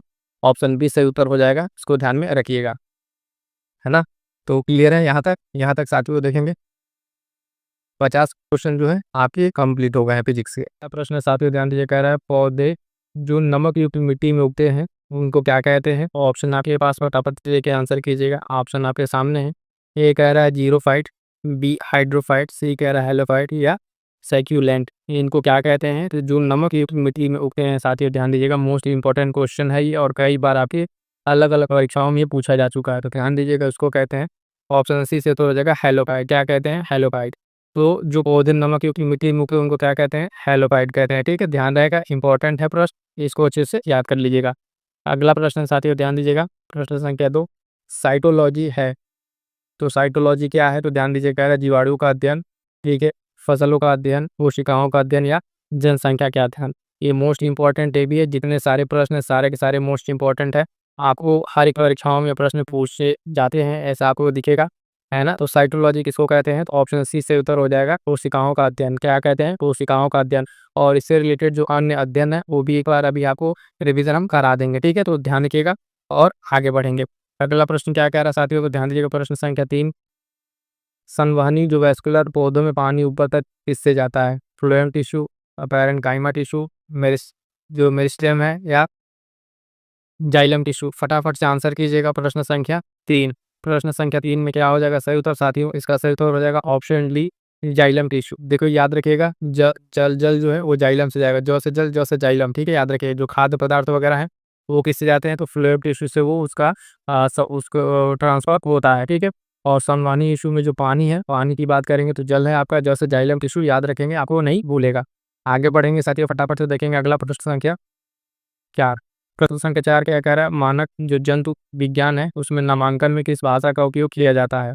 तो कह रहा है, ऑप्शन कह रहा है लैटिन भाषा, फ्रेंच, स्पेनिश या ग्रीक। तो फटाफट से आंसर कीजिएगा, कौन सा आंसर इसमें सही हो जाएगा? तो ध्यान देंगे, इसमें सही हो जाएगा प्रश्न संख्या 4 का आपका सही उत्तर क्या हो जाएगा? ऑप्शन ए, ठीक है, लैटिन भाषा। क्या हो जाएगा? लैटिन भाषा। जंतु विज्ञान में जो नामांकन के लिए यूज होती है भाषा, वो कौन सी भाषा है? तो लैटिन भाषा है। ये भी प्रश्न इंपॉर्टेंट है, ध्यान रखिएगा, ठीक है? आगे बढ़ेंगे साथियों, देखेंगे अगला प्रश्न। अगला प्रश्न क्या कह रहा है? प्रश्न संख्या 5 क्या कह रहा है? ध्यान दीजिएगा, कह रहा है कि जेनेटिक्स, ठीक है, निम्न में से किसका अध्ययन है? कह रहा है मेंडल के नियम का, जैव विकास का, डीएनए संरचना का, आनुवंशिकता और विचरण का। तो फटाफट से आंसर कीजिएगा, प्रश्न संख्या 5 का जो कि आंसर हो जाएगा। तो साथियों ध्यान दीजिए, इसका आंसर क्या हो जाएगा? ऑप्शन डी आनुवंशिकता और विचरण। क्या हो जाएगा? आनुवंशिकता और विचरण जेनेटिक्स का जो है अध्ययन कहलाता है। कमेंट करके जरा बताइएगा, इसके फादर, जेनेटिक्स के जो फादर या पिता, जनक किससे कहते हैं? कमेंट करके साथियों फटाफट से आंसर को छाप दीजिएगा इस प्रश्न के आंसर को। आगे बढ़ेंगे, देखेंगे अगला प्रश्न। अगला प्रश्न क्या कह रहा है? तो ध्यान दीजिएगा कि मेंडल के आनुवंशिकता का सिद्धांत किस पर आधारित है? कह रहा है काय की जनन, अलैंगिक जनन, लैंगिक जनन या उपयुक्त सभी। ये ध्यान दीजिएगा, मेंडल का जो आनुवंशिकता का सिद्धांत है वो किस पे आधारित है आपका? किस पे आधारित है? तो वो लैंगिक जनन पे। किस पे? ऑप्शन सी सही उत्तर हो जाएगा आपका, जो ये लैंगिक जनन है इस पे आधारित है, ठीक है? मोस्ट इंपॉर्टेंट क्वेश्चन है, फटाफट से इसको तैयार करते हुए आगे बढ़िएगा। आगे बढ़ेंगे, अगला प्रश्न देखेंगे, प्रश्न संख्या 7। जितने भी साथी देख रहे हैं वीडियो को फटाक से एक बार से लाइक कर दीजिए और जो भी साथी आपके एनटीपीसी की तैयारी कर रहे हैं एक बार उन तक वीडियो शेयर कर दीजिएगा। इतना कीजिए, आप ही का चैनल, आप ही का परिवार है, इसको बढ़ाने में आप अपनी जितना योगदान हो सकता है योगदान दीजिए। अगला प्रश्न क्या कह रहा है साथियों? भ्रूण। भ्रूण जो है एम्ब्रियो किसमें मिलता है? भ्रूण जो है एम्ब्रियो आपका किसमें मिलेगा? तो ऑप्शन कह रहा है फूल में, पर्ण में, बीज में और काली में। किसमें किसमें मिलेगा? तो एम्ब्रियो आपका मिलता है। प्रश्न संख्या 7 का सही उत्तर हो जाएगा ऑप्शन सी बीज में। किसमें? एम्ब्रियो आपका मिलेगा बीज में। इसी तरीके से साथियों, जिस तरीके से आप अभी बायोलॉजी क्लास कर रहे हैं, इसी तरीके से आपको जो है ना, हर जितने स्टैटिक पॉइंट है, इतिहास, भूगोल और बाकी अदर सब्जेक्ट के जितने हैं, सबके सब हम आपके मोस्ट इंपॉर्टेंट क्वेश्चन आपके एग्जाम से पहले तक करा देंगे, ठीक है? तो फटाफट से एग्जाम तक आप इस चीज़ को ज़्यादा से ज़्यादा तक शेयर कर दीजिएगा। अगला प्रश्न क्या है? प्रश्न संख्या 8 प्रकाश संश्लेषण होता है। प्रकाश संश्लेषण होता है न्यूक्लियस में, ठीक है, माइटोकॉन्ड्रिया में, क्लोरोप्लास्ट में या प्रोक्सीसियोम में। किसमें होता है? प्रश्न संख्या 8, इसका सही उत्तर दीजिएगा। प्रश्न संख्या 8 का थोड़ा सा हम आपको 1-2 सेकंड का समय दे रहे हैं इसलिए, ताकि आप अपने आंसर को टिक कर पाएँ। तो देखिएगा, इसका सही उत्तर हो जाएगा option C. Option C chloroplast में, ठीक है? आगे बढ़ेंगे, प्रकाश संश्लेषण किसमें होता है? तो क्लोरोप्लास्ट में होता है, ध्यान रखिएगा। अगला प्रश्न क्या कह रहा है? लैंगिक जनन से आनुवांशिक जो विचरण कैसे होता है? कह रहा है जीन के सम्मिश्रण से, क्रोमोसोम में बदलाव से, जीन के मिश्रण से, उपयुक्त जो है सभी से। तो लैंगिक जनन आपको बताना है, फटाफट से आंसर कीजिएगा। प्रश्न संख्या 9 का जो सही उत्तर हो जाएगा साथियों, ऑप्शन डी सही उत्तर हो जाएगा, यानी उपयुक्त सभी से। अगर आप देखें तो जीन का सम्मिश्रण क्रोमोसोम में बदलाव और जीन के जो मिश्रण, इन तीनों से जो क्या होता है, लैंगिक जनन में आनुवांशिक विचरण होता है। तो इस चीज़ को ध्यान में रखेंगे और जितने सारे प्रश्न हम आपको करा रहे हैं, सारे के सारे मोस्ट इंपॉर्टेंट परीक्षा में पूछे गए प्रश्न हैं और ये बार-बार पूछे जाते हैं प्रश्न। तो इन प्रश्नों को अच्छे से तैयार कर लीजिएगा, ठीक है। अगला प्रश्न ध्यान दीजिएगा, क्या कह रहा है प्रश्न संख्या 10। एड्स विषाणु के लिए उत्तरदायी जो है सबसे ज़्यादा आजमाई गई दवा कौन-सी है? तो एड्स के लिए सबसे ज़्यादा जो आजमाई गई दवा कौन-सी है? कह रहा है ज़िडोउडिन एजीटी, ठीक है, माइकोनोज़ोल, ठीक है, नोनॉक्सिनोल 9 और विराज़ोल। इसमें एक ध्यान दीजिएगा, जो भी बीमारी है आपकी, एक तो जीवाणु जीवाणु वाला बीमारी है, ठीक है, उसके बाद से बैक्टीरियल डिजीज़ है, यानी विषाणु वाले भी जीवाणु, बैक्टीरियल, और उसके बाद से विषाणु वाली बीमारी, फंगल और प्रोटोज़ोआ, 4 तरह की बीमारी हैं। इन रोगों से हर बार आपको प्रश्न पूछता है, ठीक है, और उसके साथ-साथ जो विटामिन है उनसे भी प्रश्न पूछता है, ठीक है। तो ये बहुत ही इंपॉर्टेंट है, इसको ध्यान दीजिएगा। एड्स आपका किससे होता है? तो विषाणु से होता है। किससे? विषाणु से होता है। इस चीज़ को ध्यान रखिएगा, प्रश्न ये भी पूछा गया है। सबसे ज़्यादा आज़माई गई दवा कौन-सी है? ध्यान दीजिए, प्रश्न संख्या 10 का जो है ऑप्शन ए सही उत्तर हो जाएगा, है ना? ज़िडोपुडिन एज़ीटी, ये जो दवा है सबसे ज़्यादा आज़माई गई इसके लिए दवा है, ठीक है। आगे बढ़ेंगे, देखेंगे अगला प्रश्न क्या कह रहा है, प्रश्न संख्या 11। प्रश्न संख्या 11 क्या कह रहा है? किस सूक्ष्म जीव के द्वारा हेपेटाइटिस बी की जो है बीमारी होती है? कह रहा वायरस, प्रोटोज़ोआ, बैक्टीरिया, उपयुक्त में से कोई नहीं। तो देखिएगा साथियों, कुछ जो बीमारी आपके जीवाणु से होते हैं, कुछ बीमारी आपके विषाणु से होते हैं, इन सबका एक कैटेगरी है, उन सबको हाँ, एक बार रिवीजन जरूर कर लीजिएगा, यहाँ से प्रश्न बनता है। तो हेपेटाइटिस बी की अगर बात करेंगे तो किससे होता है? प्रश्न संख्या जो है 11 का आपका सही आंसर हो जाएगा, ऑप्शन है वायरस। किससे? वायरस से। हेपेटाइटिस बी जो है आपका किससे होता है? तो ये वायरस से होता है। आगे बढ़ेंगे, देखेंगे अगला प्रश्न संख्या 12। प्रश्न संख्या 12 क्या कह रहा है साथियों? तो ध्यान दीजिएगा, निकट जो है निकट दृष्टि मायोपिया रोग का संबंध किससे है? पैरा, फेफड़ा, मस्तिष्क, कान या आँख। तो निकट दृष्टि जो दोष और एक और दोष है दूर दृष्टि दोष, ये किसमें होता है? तो आप सभी जानते हैं किसमें होता है, आँख में होता है। तो इस प्रश्न का सही उत्तर क्या हो जाएगा? प्रश्न संख्या 12 का ऑप्शन डी। ऑप्शन डी सही उत्तर हो जाएगा। क्लियर है? अब देखिएगा, यहाँ पे पॉइंट और बता रहा हूँ, उसको थोड़ा सा सुन लीजिए ध्यान से। निकट दृष्टि दोष मायोपिया और एक होता है दूर दृष्टि दोष, ठीक है, दूरदृष्टि। तो दूरदृष्टि दोष को दूर करने के लिए कौन सा लेंस का उपयोग होता है? कई बार प्रश्न पूछा है, तो दूर के लिए उत्तल का प्रयोग होता है। निकट दृष्टि को दूर करने के लिए कौन से लेंस का प्रयोग होता है? तो अवतल लेंस का प्रयोग होता है। किसका? अवतल लेंस का प्रयोग होता है। दोनों प्रश्न मोस्ट इंपॉर्टेंट है, अच्छे से रट जाइएगा, ठीक है, अच्छे से रट जाइएगा, कई बार परीक्षा में आपसे पूछने को ये मिला है, ठीक है। अगला प्रश्न देखेंगे, प्रश्न संख्या 13। प्रश्न संख्या 13 क्या कह रहा है? प्लाज्मा। प्लाज्मा में जल का प्रतिशत होता है, फटाफट से आंसर कीजिए। ऑप्शन कह रहा है 60%, 70, 80 या 90%।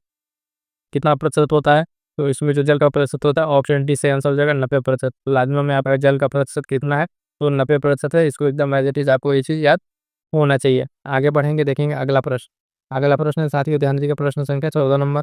एक कार्यशील महिला को प्रतिदिन कितना प्रोटीन लेना चाहिए? ठीक है, कितना प्रोटीन लेना चाहिए? कह रहा 30 ग्राम, 37 ग्राम, 40 या 45 ग्राम, ठीक है। तो ये महिला जो है वो क्या है? कार्यशील महिला है। तो इसके लिए जो है आपके प्रोटीन की जो बात की गई है, वो ऑप्शन डी से उत्तर हो जाएगा 45 ग्राम। कितना? 45 ग्राम की बात की गई है।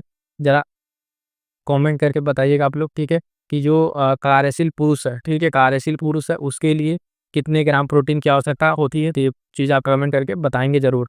आगे बढ़ेंगे, देखेंगे अगला प्रश्न।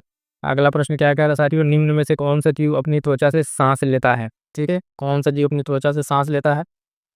तो कह रहा है कि मछली, ऑप्शन ए मछली, उसके बाद बी कबूतर, तेलचट्टा या मेढक। तो फटाफट से आंसर कीजिएगा, प्रश्न संख्या 15 का सही उत्तर क्या हो जाएगा साथियों? इसका ऑप्शन डी मेंढक क्या हो जाएगा? ऑप्शन डी मेंढक जो है ये क्या करता है? अपनी त्वचा से सांस लेता है। किससे? अपनी त्वचा से सांस लेता है। काफी इंपॉर्टेंट है प्रश्न, कई बार पूछा हुआ है। अगला प्रश्न क्या कह रहा है? प्रश्न संख्या 16। रक्त जो है ब्लड होता है, एक संयोजी ऊतक, एक उपकलित ऊतक, उपयुक्त दोनों, उपयुक्त में से कोई नहीं। तो फटाफट से आंसर कीजिए। बहुत ही सिंपल प्रश्न है, लेकिन कई बार परीक्षाओं में ये पूछा जा चुका है, ठीक है। रक्त जो है किस तरीके का ऊतक होता है? तो ऑप्शन ए सही उत्तर हो जाएगा, एक संयोजी ऊतक है। क्या है? एक संयोजी ऊतक है। फटाफट से हम आपको रिवीजन करा रहे हैं मोस्ट इंपॉर्टेंट प्रश्न जो आपके डिफरेंट तरीके के एग्जाम से पूछे गए हैं। आगे बढ़ेंगे साथियों, देखेंगे अगला प्रश्न संख्या 17। 17 क्या कह रहा है? तो ध्यान दीजिएगा, मानव शरीर में किस अंग में लसिका जो कोशिकाएं बनती हैं? कह रहा है यकृत, दीर्घ हस्ती, अग्नाशय या तिल्ली। तो फटाफट से आंसर कीजिएगा, मानव शरीर में जो किस अंग में लसिका जो कोशिकाएं बनती हैं? तो इसका सही उत्तर क्या हो जाएगा? प्रश्न संख्या 17 का जो सही उत्तर हो जाएगा ऑप्शन बी दीर्घ अस्थि। किसमें? दीर्घ अस्थि में जो है बनती हैं। और ये भी प्रश्न जो आपका मोस्ट इंपॉर्टेंट है, हर एक प्रश्न आप देखेंगे आपके परीक्षाओं में जो है पूछा हुआ प्रश्न है, और ये फिर से रिपीट होते हैं प्रश्न, तो इनको अच्छे से तैयार कर लीजिएगा। अगला प्रश्न क्या कह रहा है कि सूची 1 में रोग दिया हुआ है और सूची 2 से उत्पन्न होने वाले जो कमियाँ हैं, किससे उत्पन्न होता है? इनको मिलान करना है, तो सही मिलान करना है। आइए देखते हैं, फटाफट से देखिए इसमें क्या-क्या दिया हुआ है। तो एक तरफ ये सूची 1 में आपका रोग है और दूसरी तरफ जो उनसे उत्पन्न करने वाली कमियाँ। सूखा रोग है, बेरी-बेरी है, निशानतंता है, इसको वर्णधानता भी बोलते हैं। क्या बोलते हैं? और स्कर्वी। ध्यान दीजिएगा, विटामिन से जो है आपका एक प्रश्न पक्का है, ठीक है? तो इतना इम्पोर्टेंट टॉपिक है, मोस्ट इम्पोर्टेंट टॉपिक है, इसको अच्छे से तैयार करके जाइएगा, यहाँ से प्रश्न बनता है। एक गद दिया विटामिन डी, विटामिन बी12, विटामिन ए, विटामिन सी। फटाफट से अगर हम इसको मिलाएँगे तो सूखा रोग आपका जो होता है विटामिन डी की कमी से होता है। बेरी-बेरी विटामिन बी12, ये वर्धनता या निशानदानता जो है आपका विटामिन ए, स्कर्वी आपका विटामिन सी। यानी ए, बी, सी, डी का जो है 1, 2, 3, 4 आपको मिल जाएगा ऑप्शन में। आप एक बार इस कूट को देखिए ध्यान से, जो कूट दिया हुआ है इसमें कौन-सा मैच होगा, तो आपको दिख गया होगा कि ऑप्शन ए जो है 1, 2, 3, 4 यानी जो सीधे-सीधे है, वही इसका मिलान है। तो इसको अच्छे से रट जाइएगा, ये गलत ना होना चाहिए आपका। ये चारों के चारों जो है मोस्ट इम्पोर्टेंट है और कई बारी परीक्षाओं में पूछा जा चुका है। आगे बढ़ेंगे, देखेंगे अगला प्रश्न संख्या 19। प्रश्न संख्या 19 क्या कह रहा है साथियों, तो ध्यान दीजिएगा। मधुसूदनी जो इंसुलिन है इसका अंतःस्राव एक, ठीक है? ये इसका अंतःस्राव एक हार्मोन है, तो किस तरीके का है ये? ये होता क्या है? ग्लाइको जो लिपिड है, वसीयम, पेप्टाइड या स्टेरॉल, ये क्या है? फटाफट से आंसर कीजिए। इंसुलिन जो है आपका एक अंतःस्रावी हार्मोन है और ये क्या है? तो इसका सही उत्तर हो जाएगा ऑप्शन सी, एक पेप्टाइड है। क्या है? ये एक आपका पेप्टाइड है। ध्यान रखिएगा, प्रश्न संख्या 19 का ऑप्शन सी सही उत्तर हो जाएगा। आगे बढ़ेंगे साथियों, देखेंगे प्रश्न संख्या 20, निम्नलिखित में से कौन-सा जो है स्कर्वी रोग के इलाज में उपयोगी है? कह रहा आम, पपीता, आंवला या बेर।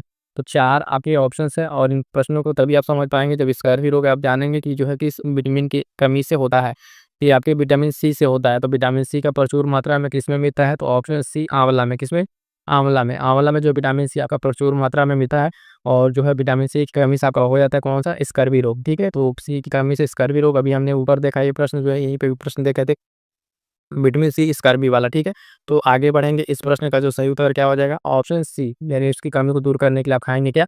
आंवला, ठीक है? आंवला जो है प्रचुर मात्रा में उसमें क्या मिलता है? विटामिन सी मिलता है। आगे बढ़ेंगे साथियों, देखेंगे अगला प्रश्न। अगला प्रश्न है कि प्रशीतन रेफ्रिजरेशन है खाद्य परीक्षण में मदद करता है, ठीक है? क्या करता है? खाद्य परीक्षण में कैसे मदद करता है साथियों? तो ध्यान दीजिएगा। कह रहा है जीवाणुओं को मारकर, जैव रासायनिक अभिक्रिया को दर को कम करके, एंजाइम क्रिया को नष्ट करके या खाद्य पदार्थों को बर्फ की परत से ढक के। यानी जो रेफ्रिजरेटर है उसमें जब कोई खाद्य पदार्थ रखा जाता है तो कैसे वो सुरक्षित रहता है, क्या कारण है उसका, किस तरीके से वो वर्क करता है, वो आपको आंसर में बताना है। तो इसका जो आंसर हो जाएगा फटाफट से देखिएगा, ऑप्शन बी, जैव रासायनिक अभिक्रिया की जो दर है उसको कम करता है। क्या करता है? उसको कम कर देगा, जिस वजह से खाना देर तक जो भी खाद्य पदार्थ है वो देर तक सुरक्षित रहेगा। तो प्रशीतन में इसको मदद किस लिए करता है? ऑप्शन बी इसका सही उत्तर हो जाएगा, ऑप्शन बी सही उत्तर हो जाएगा। अगला प्रश्न देखिएगा, निम्नलिखित में से क्या तने का रूपांतरण नहीं है? ठीक है, प्याज का बल्ब, अरबी का खनकंद, शकरकंद का कंद या आलू का कंद। तो जो तने का रूपांतरण की बात कर रहा है आपको ध्यान दीजिएगा, इसका जो सही आंसर हो जाएगा, ध्यान दीजिएगा, ऑप्शन सी, शकरकंद का कंद जो है ये तने का रूपांतरण नहीं है। बाकी 3 अगर आप देखें जिसमें ऑप्शन में दिया हुआ है, जैसे प्याज का बल्ब, अरबी का घनकंद और आलू का कंद, ये तीनों क्या है? तने का रूपांतरण है। किसका? तने का रूपांतरण है। और प्रश्न के अनुसार हमारा सही उत्तर क्या हो जाएगा? तो ऑप्शन सी जो है आपका सही उत्तर हो जाएगा, ठीक है? आगे बढ़ेंगे, देखेंगे अगला प्रश्न। अगला प्रश्न क्या कह रहा है? तो साथियों ध्यान दीजिएगा, निम्नलिखित में से किसका निर्माण जो हमारे शरीर में नहीं होता है? इंपॉर्टेंट है, ध्यान दीजिए। कह रहा है विटामिन ए, प्रोटीन, एंजाइम या हार्मोन। तो देखिएगा साथियों, जो हमारी बॉडी है उसमें जो है आपका विटामिन का निर्माण नहीं होता है, ठीक है? विटामिन का जो निर्माण नहीं होता है और उसको जो हम लोग बाहर से क्या कहते हैं, सप्लीमेंट के तौर पे लेते हैं। तो इसका सही उत्तर क्या हो जाएगा? ऑप्शन ए सही उत्तर हो जाएगा। प्रश्न संख्या 23 का जो है इसमें सही उत्तर ये हो जाएगा। ध्यान दीजिएगा, 2 विटामिन है, विटामिन बी एंड सी, ये जल में घुलनशील विटामिन है, कई बार परीक्षा में पूछा गया है, ये मोस्ट इंपॉर्टेंट है, तो ध्यान रखिएगा, विटामिन बी एंड सी जल में घुलनशील है, याद रखिएगा। सही उत्तर हो जाएगा ऑप्शन ए। आगे बढ़ेंगे, देखेंगे अगला प्रश्न संख्या 24। 24 क्या कह रहा है कि मनुष्य के अंगों में कौन सा एक हानिकारक विकिरणों से सर्वाधिक सुप्रभाव है? यानी सबसे ज्यादा प्रभावित क्या है? तो आंख, हृदय, मस्तिष्क और फेफड़ा। 4 ऑप्शन आपके सामने है, फटाफट से आंसर कीजिएगा। इस प्रश्न का क्या सही उत्तर हो जाएगा? तो हो जाएगा आपका ऑप्शन ए, आँख। आँख जो है आपकी, ये जो है सबसे ज़्यादा जो विकिरणों से सबसे ज़्यादा क्या होती है? प्रभावित होती है, ठीक है? तो सही उत्तर क्या हो जाएगा? ऑप्शन ए सही उत्तर हो जाएगा। अगला प्रश्न देखिएगा, फिर से वो मोस्ट इंपॉर्टेंट प्रश्न आ गया। अभी हमने स्टार्टिंग में ही आपको बताया था इस प्रश्न के बारे में, ये प्रश्न कितना इंपॉर्टेंट है। हेड्स होता है जीवाणु से, फफूंद से, कृमि से या विषाणु से। तभी हमने आपको बताया कुछ बीमारियां ऐसी हैं जिनकी कैटेगरी है कि वो जीवाणु से हो रही है या विषाणु से हो रही है, फंगस से, कृमि से, किससे हो रही है। तो इसी तरीके से एड्स जो बीमारी है, इसका सही आंसर बताइएगा साथियों, क्या होगा? ऑप्शन डी हो जाएगा, विषाणु से। ठीक है, 25 का सही आंसर क्या हो जाएगा? ऑप्शन डी जो है, विषाणु से क्या होता है, ये बीमारी होती है। आगे बढ़ेंगे, देखेंगे अगला प्रश्न संख्या 26। कह रहा है एनोस्मिया कहते हैं, ठीक है, तो स्वाद संवेदना की कमी को, है ना, घ्राण संवेदना की कमी को, स्पर्श संवेदना या ऊष्मा संवेदना की कमी को। फटाफट से आंसर करेंगे तो देखिएगा एनोस्मिया किसे कहते हैं, तो ऑप्शन बी सही उत्तर हो जाएगा इसका, जो है घ्राण संवेदना की कमी को जो है इसको कहते हैं। तो क्या हो जाएगा? ऑप्शन बी सही उत्तर हो जाएगा। ये प्रश्न कई बार आपके एग्जाम से पूछा हुआ है, तो ध्यान दीजिएगा, अच्छे से तैयार कर लीजिएगा। अगला प्रश्न क्या कह रहा है? प्रश्न संख्या देखिए 27। आँख के रेटिना की परंपरागत कैमरा के निम्नलिखित में से किस बात से तुलना की जा सकती है? ठीक है, तो कह रहा है फिल्म, लेंस, शटर या आवरण। प्रश्न संख्या 27 जो है, किसकी तुलना किससे की जा सकती है? तो ध्यान दीजिएगा, ऑप्शन है फिल्म से। किससे? फिल्म से तुलना की जा सकती है। यहाँ का जो रेटिना है, आपका क्या है, रेटिना है, इसकी तुलना जो है कैमरे के फिल्म से की जा सकती है। आगे बढ़ेंगे, देखेंगे अगला प्रश्न संख्या 18, मोस्ट इंपॉर्टेंट लगा लीजिए, ये प्रश्न पूछा जा सकता है। ठीक है, छपने वाला प्रश्न है एकदम। मच्छरों के नियंत्रण हेतु जो है प्रयोग में होने वाली कीट पक्षी जो मछली है, उसका नाम क्या है? ऑप्शन ए कह रहा है हिल्सा, लेबियो, गैम्बूशिया या मिस्टस। तो ध्यान दीजिएगा, प्रश्न संख्या 28, इसका सही आंसर क्या हो जाएगा, है ना? सही आंसर हो जाएगा इसका ऑप्शन सी, गैम्बूशिया। गैम्बूशिया मछली जो है, ये क्या करती है, इन मच्छरों के जो लार्वा है, वो लार्वा क्या करती है, ये खा जाती है, तो मच्छर पनपते ही नहीं है। तो इनके नियंत्रण के लिए जो इस मछली का प्रयोग किया जाता है, तो गम्बूशिया, गैम्बूशिया जो मछली है, याद रखिएगा, मोस्ट इंपॉर्टेंट है, कई बार आपकी परीक्षाओं में पूछा जा चुका है, इवन पीसीएस में ये प्रश्न पूछा जा चुका है।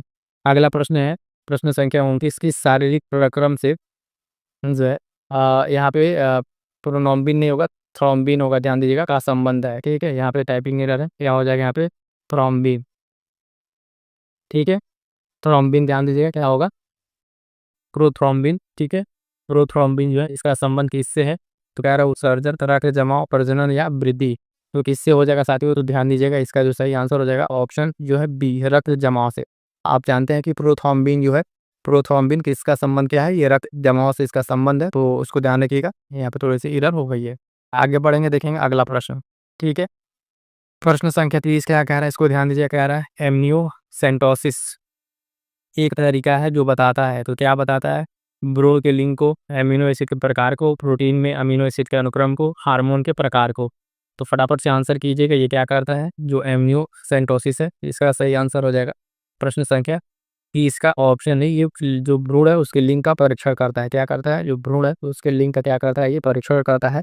तो ध्यान दीजिएगा, ये प्रश्न इंपॉर्टेंट रहेगा कि इसका ये आंसर हो जाएगा। अगला प्रश्न संख्या 31 देखिएगा, 31 कह रहा है बीएमडी परीक्षण किया जाता है, बीएमडी परीक्षण किया जाता है पहचान करने के लिए, कह रहा है डेंगू, मलेरिया, ऑस्टियो जो पोरोसिस है या हेड्स की, किसकी पहचान करने के लिए किया जाता है ये बीएमडी परीक्षण? तो ध्यान दीजिएगा साथियों, इसका सही उत्तर हो जाएगा ऑप्शन सी, ऑस्टियोपोरोसिस की जो है जांच के लिए बीएमडी परीक्षण किया जाता है। तो ये मोस्ट इंपॉर्टेंट प्रश्न है और कई बार आपकी परीक्षाओं में ये पूछा जा चुका है, तो साथियों इसको अच्छे से तैयार कर लीजिएगा। ऑस्टियोपोरोसिस जो है आपका बीएमडी परीक्षण होता है। एक जरा कमेंट करके बताइएगा, मैं आपसे पूछ रहा हूँ, एड्स की जो है जांच के लिए कौन सा टेस्ट किया जाता है? एड्स की जांच के लिए कौन सा टेस्ट किया जाता है इस बीमारी की जांच के लिए, उसको कमेंट करके बताइएगा। और साथियों, जो भी साथी अभी तक देख रहे हैं, एक बार से वीडियो को फटाफट से एक बार थोड़ा लाइक कर दीजिए और अपने साथियों तक शेयर कर दीजिएगा। आगे बढ़ेंगे, देखेंगे अगला प्रश्न संख्या 32। गोल्डन धान में सर्वाधिक मात्रा होती है तो किसकी? Vitamin A, vitamin B, vitamin C, vitamin D. ठीक है, तो प्रश्न संख्या 32 का जो सही आंसर हो जाएगा, क्या हो जाएगा? Option A. ठीक है, ऑप्शन ए हो जाएगा, गोल्डन धान में जो है आप देखेंगे सर्वाधिक मात्रा किसकी होती है, तो विटामिन ए की मात्रा होती है। ये जो है मोडिफाइड चावल है और ये बहुत ही इंपॉर्टेंट होता है। अगला प्रश्न क्या कह रहा है? कथन कारण वाला है, कथन दिया हुआ है और कारण दिया हुआ है। कथन कह रहा है यदि कोई व्यक्ति हरी सब्जी खाना बंद कर तो उससे रतौंधी हो जाएगा, तो बात बिल्कुल सही है। उसे उसमें विटामिन ए की कमी हो जाएगी, तो रतौंधी क्यों होगी? रतौंधी तभी होती है जब जानते हैं विटामिन ए की कमी होती है। तो आप इसकी जब आंसर में जाएंगे कूप में, कह रहा है ए और आर दोनों सही है, और ए जो है आर की व्याख्या करता है और ये कह रहा है कि व्याख्या नहीं करता है, तो इसमें हमें नीचे तक नहीं जाना, ऑप्शन हमारा जो है ये वाला सही हो जाएगा। दोनों सही है और व्याख्या करता है।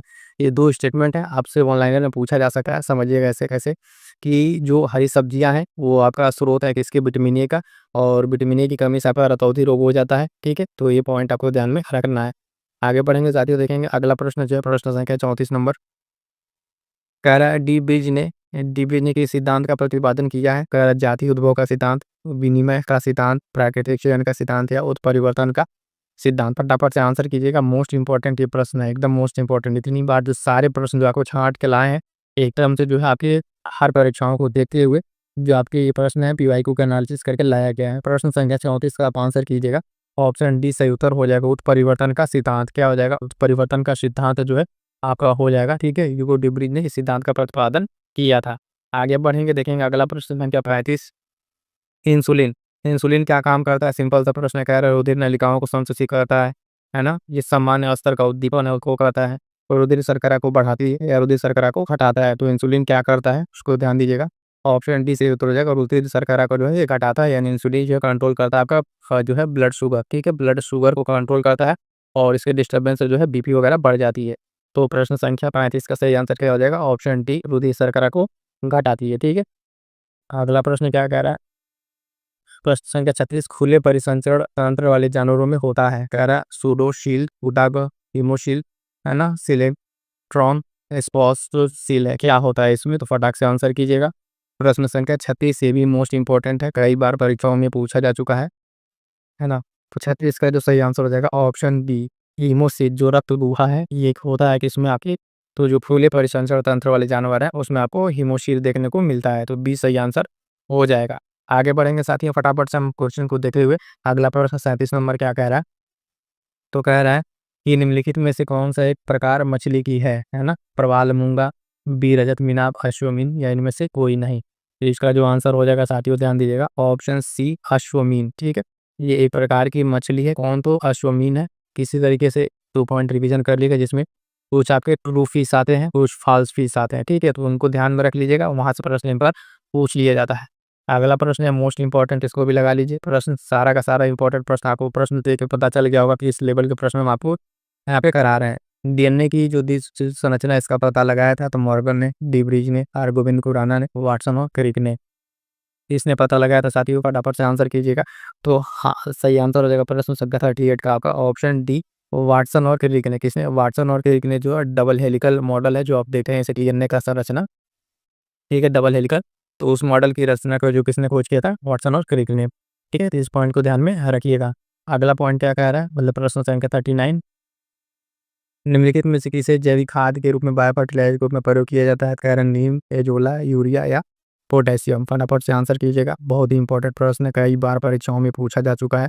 तो जैविक खाद के रूप में प्रयोग किया था आपकी खिजोला को, किसको? ऑप्शन बी खिजोला को प्रयोग किया जाता है बायो फर्टिलाइजर के रूप में। ये ज़्यादातर धान के खेतों में इसका प्रयोग किया जाता है, किसके? धान के खेतों में प्रयोग किया जाता है। तो मोस्ट इंपॉर्टेंट प्रश्नों की श्रृंखला में फटाफट से आप प्रश्नों को आंसर करते हुए आगे बढ़ेंगे। अगला प्रश्न है रेशम की कीट जिन पर पनपता है वे हैं रीठे की पत्तियां, बेडू की पत्तियां, आड़ू की पत्तियां, सहतूत की पत्तियां। तो बताइएगा रेशम कीट जो है किन पत्तियों पर पनपते हैं? तो सही आंसर हो जाएगा ऑप्शन डी सहतूत की पत्तियां, ठीक है? फटाफट से कोशिश कर रहे हैं साथियों आप सभी के लिए बढ़िया से बढ़िया सेशन लाने के लिए।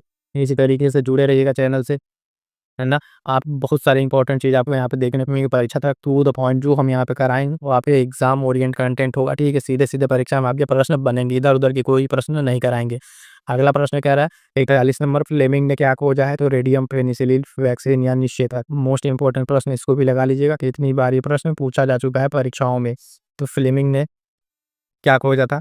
ठीक है, आंसर कीजिएगा। फ्लेमिंग ने जो है क्या खोजा था? फटाफट से आंसर कीजिएगा। तो ये पेनिसिलिन, ऑप्शन बी सही तो हो जाएगा। पेनिसिलिन की खोज की थी फ्लेमिंग ने, ठीक है, अलेक्जेंडर फ्लेमिंग। अगला प्रश्न देखिए 42 नंबर, निम्नलिखित में कौन सा जीव जो है रक्त, उसमें जो है रक्त नहीं होता है और वो सांस लेता है? कौन सा जीव है? कह रहा है हाइड्रा, तेलचट्टा, केंचुआ और मछली, ठीक है? बहुत सारे साथी इसका आंसर जो है तेलचट्टा दें, ध्यान, इसका जो ब्लड होता है खून वो सफ़ेद होता है, ठीक है? इस पर ना जाइए, सही आंसर हो जाएगा ऑप्शन ए हाइड्रा। क्या हो जाएगा? ऑप्शन ए जो है हाइड्रा इसका सही आंसर हो जाएगा। उसमें जो क्या होता है, ये जीव जो है इसमें रक्त नहीं होता है लेकिन फिर भी ये सांस लेता है, तो ऑप्शन ए सही उत्तर हो जाएगा आपका क्या? हाइड्रा सही उत्तर हो जाएगा, ठीक है? अगला प्रश्न देखेंगे, प्रश्न संख्या 43, ठीक है? प्रश्न संख्या 43 क्या कह रहा है साथियों, तो ध्यान दीजिएगा। लाल रक्त कोशिकाओं जो आरबीसी का निर्माण हमारे शरीर में किस भाग में होता है? यकृत, हृदय, अस्थिमज्जा या गुर्दा। फटाफट से आंसर कीजिएगा, ये ध्यान दीजिएगा आरबीसी है, रेड ब्लड कॉर्पस्कल्स है ना, आरसीबी नहीं है, इसको ध्यान दीजिएगा। प्रश्न संख्या 43 का सही आंसर हो जाएगा ऑप्शन सी, अस्थिमज्जा। क्या हो जाएगा? अस्थिमज्जा सही आंसर हो जाएगा। अगला प्रश्न देखेंगे, प्रश्न संख्या जो है आपका 44, निम्नलिखित में से कौन से रोग का कारक जीवाणु नहीं होता है? फिर से नहीं पूछा है और जीवाणु पूछा है, तो ध्यान दीजिएगा एड्स, डिप्थीरिया, हैजा, काली खांसी। तो प्रश्न का सही आंसर हो जाएगा ऑप्शन है हेड्स। अभी हमने ऊपर पढ़ा हेड्स जो है आपका जो है एक इस तरीके से ये वायरस की विषाणु से होने वाला ये आपका जो है रोग है। और डिप्थीरिया, हैजा, काली खांसी सब के सब आपके कैसे हैं? तो जीवाणु जनित ये रोग है कि जो बैक्टीरियल डिजीज है। तो तीन आपका बैक्टीरियल और यहाँ का एड्स जो है क्या हो जाएगा? वो वायरस वाला डिजीज हो जाएगा। तो ऑप्शन ए सही उत्तर हो जाएगा, नहीं पूछा है तो ये सही उत्तर हो जाएगा। आगे बढ़ेंगे, देखेंगे अगला प्रश्न क्या 45 क्या कह रहा है? निम्नलिखित उपकरणों में से किसको रक्तचाप नापने के लिए प्रयोग किया जाता है? हाइड्रोमीटर, मल्टीमीटर, सलाइनोमीटर, स्पैग्नोजोमीटर है उसका प्रयोग। तो फटाफट से आंसर कीजिएगा साथियों, और जितने प्रश्न हम आपसे पूछ रहे हैं उन प्रश्नों का उत्तर जरूर देते हुए आगे बढ़िएगा। इसका सही आंसर हो जाएगा ऑप्शन डी, स्पैग्नोमीटर जो है से मापा जाता है। और जो ब्लड प्रेशर उसका जो रक्तचाप है वो कितने कितने चीज़ का रहता है वो कमेंट करके बताइएगा स्वस्थ मनुष्य के लिए। अगला प्रश्न कह रहा है बीटी बैगन है, तो बीटी बैगन क्या है साथियों? फटाफट से आंसर कीजिएगा। बैगन की एक नई किस्म, आनुवांशिक रूप से परिवर्तित बैगन, बैगन की एक जंगली किस्म, उपयुक्त में से कोई नहीं। तो इसका सही आंसर हो जाएगा प्रश्न संख्या 46 का ऑप्शन बी, आनुवांशिक रूप से परिवर्तित एक बैगन है बीटी बैगन। ठीक है, तो ध्यान दीजिएगा ऑप्शन बी सही उत्तर हो जाएगा। अगला प्रश्न जो है प्रश्न संख्या 47, आनुवांशिक जेनेटिक्स के जनक के रूप में विख्यात वैज्ञानिक। अभी स्टार्टिंग में ही प्रश्न हमने आपसे पूछा था, आनुवांशिकी के फादर जनक को बताइए। जो लोग कमेंट करती हैं बहुत बढ़िया, जो लोग नहीं किए जान जाइए, जॉनसन, जे मेंडल, एमपी मॉरिसन या मॉर्गन। तो इसका सही उत्तर क्या हो जाएगा साथियों? 47 का ऑप्शन बी, जे मेंडल। क्या हो जाएगा? 47 का ऑप्शन बी, जे मेंडल जो है आनुवांशिकता के जनक या पिता कहे जाते हैं। ये मोस्ट इंपॉर्टेंट है, कई बार आपकी परीक्षाओं में पूछा जा चुका है, तो अच्छे से तैयार कर लीजिएगा। अगला प्रश्न संख्या 48, विश्व पर्यावरण दिवस जिस तारीख को मनाया जाता है कौन सा है? 30 मार्च, 23 सितंबर, 5 जून या 25 मई। तो फटाफट से आंसर कीजिएगा साथियों। विश्व पर्यावरण दिवस जो है आपका मनाया था 5 जून को, ऑप्शन सी 5 जून। और जब परीक्षा देने जा रहा है तो इस वर्ष की जो थीम है, मतलब लास्ट ईयर की जब भी एग्जाम हुआ का, तो उस हिसाब से थीम जरूर देखे जाएगा। थीम कई बार भी इसका आपसे पूछ लेता है जो इंपॉर्टेंट डेज हैं। बहुत जल्द साथियों हम आपके लिए एक कंप्लीट ऐसे वीडियो लेकर आएंगे जिसमें आपके पूरे के पूरे जो आपके वर्ष के जो है राष्ट्रीय और अंतर्राष्ट्रीय दिवस हैं उस सबके सब आपकी एक ही वीडियो में कवर हो जाएंगे। तो फटाफट इस चैनल से जुड़ जाइएगा, सारी वीडियो आपके लिए बहुत महत्वपूर्ण होने वाला है। यकृत रोग हेपेटाइटिस बी का कारक है, तो अभी हमने ऊपर देखा डीएनए वायरस, आरएनए, जीवाणु या प्लेटी हेलमिंथेस। फटाफट से आंसर कीजिएगा क्या कारण होगा प्रश्न संख्या 49 का? तो ऑप्शन बी, आरएनए वायरस। ठीक है, हम लोग देखा हेपेटाइटिस बी जो है ये विषाणु जनित रोग है। कैसा है? विषाणु जनित, और इसका कारण क्या है? आरएनए वायरस जो है इसका कारण होता है। बी सही आंसर हो जाएगा। अगला प्रश्न देखिए, प्रश्न है 50, निम्नलिखित में से कौन सा पादप हार्मोन नहीं है? मोस्ट इंपॉर्टेंट लगा लीजिए, कितनी बार ये परीक्षाओं में पूछा जा चुका है। कह रहा साइटोकाइनिन, इथिलीन, इंसुलिन या जिब्रेलिन। तो ध्यान दीजिएगा, इसमें जो सही आंसर हो जाएगा वो होगा ऑप्शन सी, इंसुलिन। इंसुलिन जो है ताकि में ध्यान दीजिएगा आपका ये पादप हार्मोन नहीं है। तो ये कैसा, ये ह्यूमन हार्मोन है, यानी साइटोकाइनिन, एथिलीन और जिब्रेलिन, ये तीनों क्या है? पादप हार्मोन है। और ये पौधों के लिए बहुत इंपॉर्टेंट ये हार्मोन है, इनको ध्यान रखिएगा। साइटोकाइनिन, एथिलीन और जिब्रेलिन ये पादप हार्मोन है, इनको ध्यान रखिएगा। हमसे नहीं पूछा है तो ऑप्शन सी सही उत्तर हो जाएगा। क्या हो जाएगा? ऑप्शन सी सही उत्तर हो जाएगा। ठीक है, तो ये साथियों क्या कह रहा है? तो प्रश्न संख्या 1 कह रहा है, एक परमाणु के 3 आधारभूत अवयव कौन है? जो बेसिक उसके अवयव होते हैं, पार्टिकल कौन है? ऑप्शन ए कह रहा है प्रोटॉन, न्यूट्रॉन तथा आयन, प्रोटॉन, न्यूट्रॉन तथा इलेक्ट्रॉन। ऑप्शन सी कह रहा है प्रोटियम, ड्यूटेरियम, ट्राइटियम और प्रोटॉन, न्यूट्रिनोस और आयन। तो फटाफट से आंसर कीजिएगा साथी, बहुत ही इंपॉर्टेंट प्रश्न है और बहुत ही बेसिक सा प्रश्न है। इसका सही उत्तर क्या हो जाएगा? Option D. ठीक है, ऑप्शन डी सही उत्तर हो जाएगा। क्या हो जाएगा साथियों? प्रोटॉन, न्यूट्रिनोस और आयन। ये क्या है? इसके आधारभूत अवयव है। ठीक है, क्या है? परमाणु के बेसिक जो आधारभूत ये मूल पार्ट, इसको ध्यान में रखिएगा। ये मोस्ट इंपॉर्टेंट है और बहुत बेसिक सा प्रश्न है, बहुत सारे एग्जाम्स में ये पूछा जा चुका है। आगे बढ़ेंगे साथियों, देखेंगे अगला प्रश्न। देखिए अगला प्रश्न क्या कह रहा है आपसे? प्रश्न संख्या 2 कह रहा है कि न्यूट्रॉन की खोज जो है, न्यूट्रॉन की खोज की थी, कह रहा है चैडविक ने, रदरफोर्ड ने, नील्स बोर ने या न्यूटन ने। फटाफट से आंसर कीजिएगा, बहुत ही इंपॉर्टेंट प्रश्न है। कह रहा है कि न्यूट्रॉन की खोज किसने की थी? तो ध्यान दीजिएगा ऑप्शन ए चैडविक ने। किसने? चैडविक ने। इसी तरीके से आप ध्यान रखिएगा, प्रोटॉन की खोज किसने की थी? ठीक है, इलेक्ट्रॉन की खोज किसने की थी? ठीक है, कमेंट करके दोनों आप बताइएगा। ठीक है, जितने साथी देख रहे हैं ये क्लास, बहुत छोटा-सा बेसिक सा प्रश्न है, आपसे हमने पूछा, दोनों को कमेंट करके ज़रूर बताइएगा। आगे बढ़ेंगे, देखेंगे साथियों प्रश्न संख्या 3, रेडियोधर्मी तत्व किसका उत्सर्जन करते हैं? कह रहा परावैंगनिक किरणों का, अल्फा, बीटा तथा गामा विकिरण का, रेडियो तरंगे या अवरक्त तरंगे। फटाफट से आंसर करेंगे प्रश्न संख्या 3 का कि जो रेडियोधर्मी मेटल होते हैं, तत्व होते हैं, एलिमेंट, वो किसका उत्सर्जन करते हैं? तो ध्यान दीजिएगा, इसका सही उत्तर हो जाएगा प्रश्न संख्या 3 का ऑप्शन बी। ठीक है, ऑप्शन बी, अल्फा, बीटा तथा गामा विकिरण। ठीक है, अल्फा, बीटा और गामा जो विकिरण होती है, इसका उत्सर्जन करते हैं कौन? तो रेडियोधर्मी जो तत्व होते हैं, इसका उत्सर्जन करते हैं। सारे के सारे प्रश्न अगर आप देखें तो मोस्ट इंपॉर्टेंट प्रश्न है, किसी न किसी एग्जाम से पूछे हुए हैं और ये आपके अपकमिंग एग्जाम्स के लिए बहुत इंपॉर्टेंट है। ये कंप्लीट निचोड़ है साइंस के प्रश्नों का। आगे बढ़ेंगे, देखेंगे अगला प्रश्न। साथियों देखेंगे प्रश्न संख्या 4 क्या कह रहा है, तो ध्यान दीजिएगा, निम्नलिखित में इसमें ऋणात्मक आवेश होती है। ठीक है, तो कह रहा है अल्फा किरण, बीटा किरण, गामा किरण या एक्स किरण। फटाफट से आंसर करेंगे, इसमें जो है आपका ऋणात्मक आवेश होता है। तो प्रश्न संख्या 4 का सही उत्तर क्या हो जाएगा? ऑप्शन डी, बीटा किरण।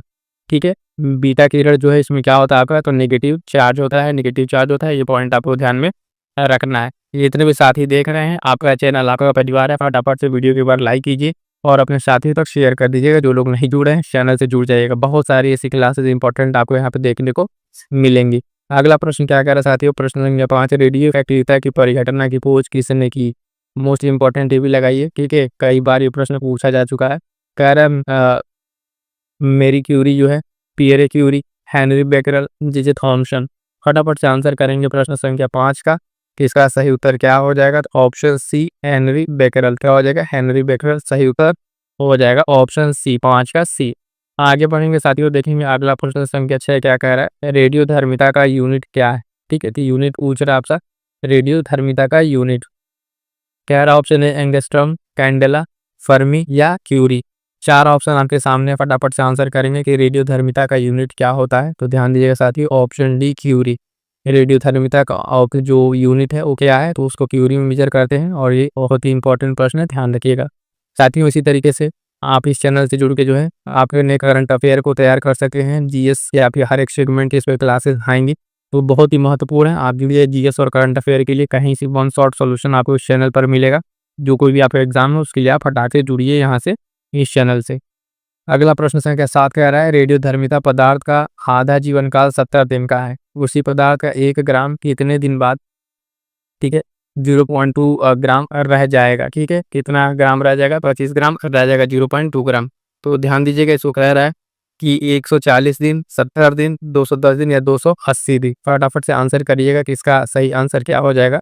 तो प्रश्न संख्या 7 का जो सही आंसर हो जाएगा ऑप्शन ए, 140 दिन। कितना? 140 दिन लगेगा इसको जो है पूरा का पूरा जो है इसको आधा रहने, जितना ग्राम ही कह रहा है उतना बनने में। आगे बढ़ेंगे साथियों, देखेंगे अगला प्रश्न संख्या 8 क्या कह रहा है? 2 परमाणुओं को समस्थानिक कहा जाता है। यदि परमाणुओं को समस्थानिक कब कहा जाता है? तो ऑप्शन कह रहा है उनका जो परमाणु क्रमांक है वो समान हो, लेकिन उनका द्रव्यमान संख्या भिन्न हो। चारों ऑप्शन एक बार देख लीजिए। बी क्या कह रहा है? कि उनमें न्यूट्रॉनों की संख्या समान हो परंतु द्रव्यमान संख्या भिन्न हो। सी कह रहा है उनमें प्रोटॉन और न्यूट्रॉनों की संख्या का योगफल समान हो परंतु प्रोटॉनों की संख्या भिन्न। डी ऑप्शन कह रहा है कि उनमें न्यूट्रॉनों की संख्या समान हो परंतु रेडियोएक्टिव क्षण विधियां भिन्न हो। तो जो हमें बताना है कि परमाणुओं का जो है समस्थानिक किसे कहते हैं, तो समस्थानिक का सिंपल सा आंसर हो जाएगा ऑप्शन ए, उनका परमाणु क्रमांक समान हो और उनकी द्रव्यमान संख्या जो है भिन्न हो। तो हमारा सही आंसर क्या हो जाएगा? समस्थानिक के लिए ऑप्शन ए सही उत्तर हो जाएगा। ठीक है, ऑप्शन ए सही उत्तर हो जाएगा। आगे बढ़ेंगे, देखेंगे अगला प्रश्न। अगला प्रश्न क्या कह रहा है? प्रश्न संख्या 9, हाइड्रोजन के रेडियो सक्रिय समस्थानिक को कहते हैं। तो हाइड्रोजन के जो कई सारे समस्थानिक हैं, तो उसमें जो रेडियो सक्रिय है उसको क्या कहते हैं? कहते हैं ऑप्शन कह रहे हैं ड्यूटेरियम, प्रोटियम, रेडियम या ट्राइटियम। तो फटाफट से आप आंसर करेंगे साथियों। प्रश्न संख्या 9 का बहुत इंपॉर्टेंट प्रश्न है और ये पूछा हुआ प्रश्न ऑप्शन डी, ट्राइटियम। हाइड्रोजन का जो है रेडियो एक्टिव जो समस्थानिक हो क्या है? तो आपका ट्राइटियम हो जाएगा। मोस्ट इंपॉर्टेंट है, इसको नोट कर लीजिएगा, कई बार अलग अलग परीक्षाओं में ये पूछा जा चुका है। ठीक है, आगे बढ़े, चलिएगा आगे बढ़ेंगे, देखेंगे अगला प्रश्न। कह रहा है विघटन जो नाभिक है रेडियोधर्मी वस्तुओं को किससे बने पात्र में रखना चाहिए? यानी जो रेडियोधर्मी वस्तुएं हैं उनको किससे बने पात्र में उसको रखा जाना चाहिए? इस पात्र में कह रहा शीशा, इस्पात, लोहा या एल्यूमिनियम। ठीक है, तो किसमें रखा जाना चाहिए, तो ये ध्यान रखिएगा। प्रश्न संख्या 10 का सही आंसर हो जाएगा ऑप्शन ए शीशा। इस तरह की वस्तु को जो है शीशा से बने पात्र में रखना चाहिए। ठीक है, शीशा से बने पात्र में इनको रखना चाहिए। क्या हो जाएगा, तो ऑप्शन ए सही उत्तर हो जाएगा। आगे बढ़ेंगे, देखेंगे अगला प्रश्न। निम्नलिखित में से किसके उत्सर्जन से संभारित उत्पन्न होते हैं, कह रहा अल्फा किरण, बीटा किरण, गामा किरण या एक्स किरण। ठीक है, तो किसके उत्सर्जन से ये संभारित उत्पन्न होते हैं, तो ध्यान दीजिएगा। 4 ऑप्शन आपके सामने, फटाफट से आंसर कीजिएगा। प्रश्न संख्या 11 का क्या आंसर हो जाएगा, तो हो जाएगा ऑप्शन बी बीटा किरण। क्या हो जाएगा साथियों, जो बीटा किरण आपकी है उससे जो है उसके उत्सर्जन से क्या होता है, तो संभारित उत्पन्न होते हैं। ठीक है, आगे बढ़ेंगे, देखेंगे अगला प्रश्न। प्रश्न संख्या 12, रेडियोधर्मी पदार्थ में किस दौरान कोई परिवर्तन द्रव्यमान या आवेश में नहीं होता है, तो कह रहा है बीटा उत्सर्जन के समय, गामा उत्सर्जन या ऑक्सीकरण या अल्फा उत्सर्जन। 4 ऑप्शन आपके सामने है। साथियों ध्यान दीजिएगा, जब तक हम प्रश्न पढ़े, प्रश्न के बाद से जब हम ऑप्शन को रीड कर रहे हैं उतने देर में आप अपने आंसर को अपने मन में टिक कर लीजिए कि कौन सा आंसर सही होगा। इस तरीके से आपकी प्रैक्टिस बहुत अच्छे से होगी, फिर हम आंसर बता के आगे बढ़ रहे हैं। तो ध्यान दीजिएगा, इसमें क्या है, इसका सही उत्तर हो जाएगा कि कोई परिवर्तन नहीं होता है, तो किस पदार्थ के दौरान ये, इसमें हो जाएगा या आपका गामा उत्सर्जन। ऑप्शन बी सही उत्तर हो जाएगा। क्या हो जाएगा, गामा उत्सर्जन के दौरान जो है इसके पदार्थ के द्रव्यमान आवेश में कोई परिवर्तन नहीं होता है। क्लियर है, चलिए आगे बढ़ेंगे, देखेंगे अगला प्रश्न संख्या 13। अल्फा, बीटा तथा गामा की जो विभेदन शक्तियां हैं अपने अवरोही क्रम में किस क्रम में होती हैं। ठीक है, अवरोही क्रम, ध्यान दीजिएगा, अवरोही क्रम में कह रहा alpha beta gamma, gamma beta alpha, beta alpha gamma या गामा अल्फा बीटा। तो बताना इसमें कौन सा क्रम आपका यहाँ पे सही होगा और वही क्रम। तो ध्यान दीजिएगा, प्रश्न संख्या 13 का जो सही उत्तर हो जाएगा ऑप्शन बी हो जाएगा। ठीक है, यानी गामा होगा, फिर बीटा होगा, है ना, उसके बाद से अल्फा होगा। तो ये इसकी क्या है, और वही क्रम की ये इसकी भेदन शक्तियाँ हैं। ठीक है, तो ये पॉइंट ध्यान में रखेंगे। चलिए आगे बढ़ेंगे, देखेंगे अगला प्रश्न क्या कह रहा है। प्रश्न संख्या 14 नंबर का, निम्नलिखित में से कौन सा सौर ऊर्जा का स्रोत है, नाभिकीय विखंडन, नाभिकीय संलयन, कृत्रिम रेडियोधर्मिता, एक्स किरण उत्सर्जन। ठीक है, एक्स किरण उत्सर्जन। तो प्रश्न संख्या 14 के आंसर हो जाएगा, फटाफट से आंसर करेंगे, हो जाएगा ऑप्शन बी नाभिकीय संलयन। ठीक है, सौर ऊर्जा का स्रोत क्या है, तो नाभिकीय संलयन है, ये इसकी ऊर्जा का स्रोत है। बहुत ही इंपॉर्टेंट प्रश्न है, ध्यान दीजिएगा। अलग अलग कई बार अलग अलग परीक्षाओं में ये पूछा जा चुका है। नाभिकीय संलयन सौर ऊर्जा का जो है ये स्रोत है, मुख्य स्रोत है। ठीक है, आगे बढ़ेंगे, देखेंगे अगला प्रश्न। अगला प्रश्न क्या कह रहा है, प्रश्न संख्या 15 नंबर, ध्यान दीजिएगा कि निम्नलिखित रासायनिक तत्वों में किस एक तत्व की अपने सभी यौगिकों में ऑक्सीकरण अवस्था समान होती है। तो ये भी अपने आप में बहुत ही इंपॉर्टेंट प्रश्न है कि एक ऐसा तत्व है जिसका जो सभी यौगिकों में उसकी ऑक्सीकरण अवस्था जो है वो समान रहती है। तो कौन सा है, ऑप्शन देखिए, कह रहा है कार्बन, क्लोरीन, हाइड्रोजन या ऑक्सीजन। तो ये कौन सा आपका तत्व है, ये बहुत ही इंपॉर्टेंट तत्व है, ध्यान दीजिएगा। सही आंसर हो जाएगा इसका ऑप्शन बी फ्लोरीन। ठीक है, फ्लोरीन आपका एक ऐसा तत्व है जो इसके ऑक्सीकरण संख्या किसी भी तरीके का ऐसे कोई कंपाउंड है उसमें इसकी जो है अवस्था समान रहती है। तो फ्लोरीन सही उत्तर हो जाएगा। जितने प्रश्न बता रहे हैं साथियों टू द पॉइंट पीवाई की, और सारे के सारे एग्जाम के एनालिसिस करके प्रश्न लाए गए हैं, तो नो डाउट आपकी परीक्षा के लिए बहुत इंपॉर्टेंट है। जो भी आपका वनडे एग्जाम्स है ना, उसके लिए आपका ये एकदम ब्रह्मास्त्र है। सारे प्रश्नों को अच्छे से तैयार कर लीजिएगा, इसी में से प्रश्न आपको देखने को मिलेगा। अगला प्रश्न कह रहा है OF2। ठीक है, ऑक्सीजन की ऑक्सीकरण अवस्था है, ये एक आपको दिया हुआ है। इसमें कह रहा है +2, -2, +1, -1। तो क्या हो जाएगा, इसका सही आंसर कीजिएगा OF2। ठीक है, इसमें होगा ऑप्शन ए +2। +2 जो इसमें इसकी ऑक्सीकरण संख्या बता रहा है, तो ऑक्सीजन की, ध्यान दीजिएगा ऑक्सीजन की। ठीक है, क्योंकि यहाँ पर जो है फ्लोरीन जो है वो अपना निगेटिव शो करेगा, तो उसकी वजह से ऑक्सीजन यहाँ पर पॉजिटिव हो जाएगा। आगे बढ़ेंगे, देखेंगे अगला प्रश्न संख्या 17 नंबर। निम्न में से किस एक का ईंधन मान अधिकतम होता है। तो ध्यान दीजिएगा साथियों, कह रहा है हाइड्रोजन, चारकोल, प्राकृतिक गैस, गैसोलीन। ठीक है, तो किसका होता है, 4 ऑप्शन आपके सामने, फटाफट से आंसर कीजिएगा। तो प्रश्न संख्या 17 का जो आंसर हो जाएगा ऑप्शन ए हाइड्रोजन। क्या हो जाएगा, हाइड्रोजन जो है इस ईंधन का मान आपका जो है अधिकतम होता है। ये पॉइंट ध्यान रखेंगे और इस प्रश्न को एकदम मोस्ट इंपॉर्टेंट में रखिएगा, कई बार ये पूछा हुआ है। आगे बढ़ेंगे, देखेंगे अगला प्रश्न संख्या 18। कह रहा है कि रेडियम के पृथक्करण में किस खनिज का उपयोग किया गया था। ठीक है, किसके, रेडियम के पृथक्करण में किस खनिज का उपयोग किया गया था। कह रहा चूना पत्थर, पिच ब्लेंड, रूटाइल या हेमाटाइट। तो प्रश्न संख्या 18 प्रश्न संख्या 18 का सही आंसर क्या हो जाएगा? रेडियम के पृथक्करण में जो आपको यूज किया गया था वो ऑप्शन बी है, पिच ब्लेंड। पिच ब्लेंड का यूज किया गया था, तो मोस्ट इंपॉर्टेंट ध्यान रखेंगे इसको। आगे बढ़ेंगे, देखेंगे अगला प्रश्न। साथियों, जितने साथी अभी तक देख रहे हैं फटाफट से पर वीडियो को लाइक कर दीजिएगा और अपने साथियों तक शेयर कर दीजिएगा। चैनल पर नए हैं तो एक बार सब्सक्राइब जरूर कर लीजिएगा, ठीक है। अगला प्रश्न, सोडियम कार्बोनेट सामान्यतः जाना जाता है, कह रहा लाइम, सोडा, ग्लास, क्वार्ट्ज, ठीक है ना। सोडियम कार्बोनेट जाना जाता है किस नाम से? Sodium carbonate. प्रश्न संख्या 19 सही आंसर हो जाएगा ऑप्शन बी, सोडा। क्या हो जाएगा? ऑप्शन बी, सोडा जो है इसका सही उत्तर हो जाएगा। आगे बढ़ेंगे, देखेंगे अगला प्रश्न संख्या 20। फोटोग्राफी में अस्थायीकर के रूप में प्रयुक्त होने वाला रसायन क्या है? फोटोग्राफी में कह रहा sodium sulphate, sodium thiosulphate, ammonium persulphate, borax, जिसे सुहागा कहते हैं, ठीक है। तो क्या इसमें प्रयोग होता है? प्रश्न संख्या 20 का जो सही आंसर हो जाएगा, देखिएगा ये आपका ऑप्शन बी, सोडियम जो है आपका थायोसल्फेट इसमें यूज होता है। क्या होता है? Sodium thiosulphate. ये जो फोटोग्राफी में जो है अस्थायीकर के रूप में इसका प्रयोग किया जाता है। क्लियर है? आगे बढ़ेंगे, देखेंगे अगला प्रश्न। अगला प्रश्न देखिएगा साथियों, प्रश्न संख्या 21 क्या कह रहा है? कह रहा है कि अति मुलायम खनिज टाल्क सोपस्टोन मुख्यतः है, क्या है जो अति मुलायम जो टाल्क है सोपस्टोन वो क्या है? कह रहा है manganese silicate, sodium silicate, sodium phosphate या मैग्नीशियम सिलिकेट। फटाफट से आंसर कीजिएगा। प्रश्न संख्या 21 का क्या आंसर हो जाएगा? तो होगा ऑप्शन डी, मैग्नीशियम सिलिकेट। जो आपका मुलायम खनिज टाल्क सॉफ्ट स्टोन है वो क्या होता है? तो ध्यान दीजिएगा, मैग्नीशियम सिलिकेट होता है। आगे बढ़ेंगे, देखेंगे अगला प्रश्न संख्या 22। कह रहा है यद्यपि भूपटल में एल्यूमिनियम की मात्रा लोहे से अधिक है, फिर भी एल्यूमिनियम जो है लोहे से महंगा है, क्योंकि? रीजन बताइए। मतलब अगर आप देखें तो आपके अवेलेबिलिटी में एल्यूमिनियम जो है वो आपके आयरन से ज़्यादा है, लेकिन फिर भी जो है आपका एल्यूमिनियम लोहे से महंगा होता है। कारण देखिएगा, ऑप्शन ध्यान से पढ़िएगा। कह रहा है एल्यूमिनियम जो है लोहे की अपेक्षा अधिक प्रयुक्त होता है, एल्यूमिनियम लोहे की अपेक्षा अधिक मिश्र धातु बनाता है, ये भी कारण।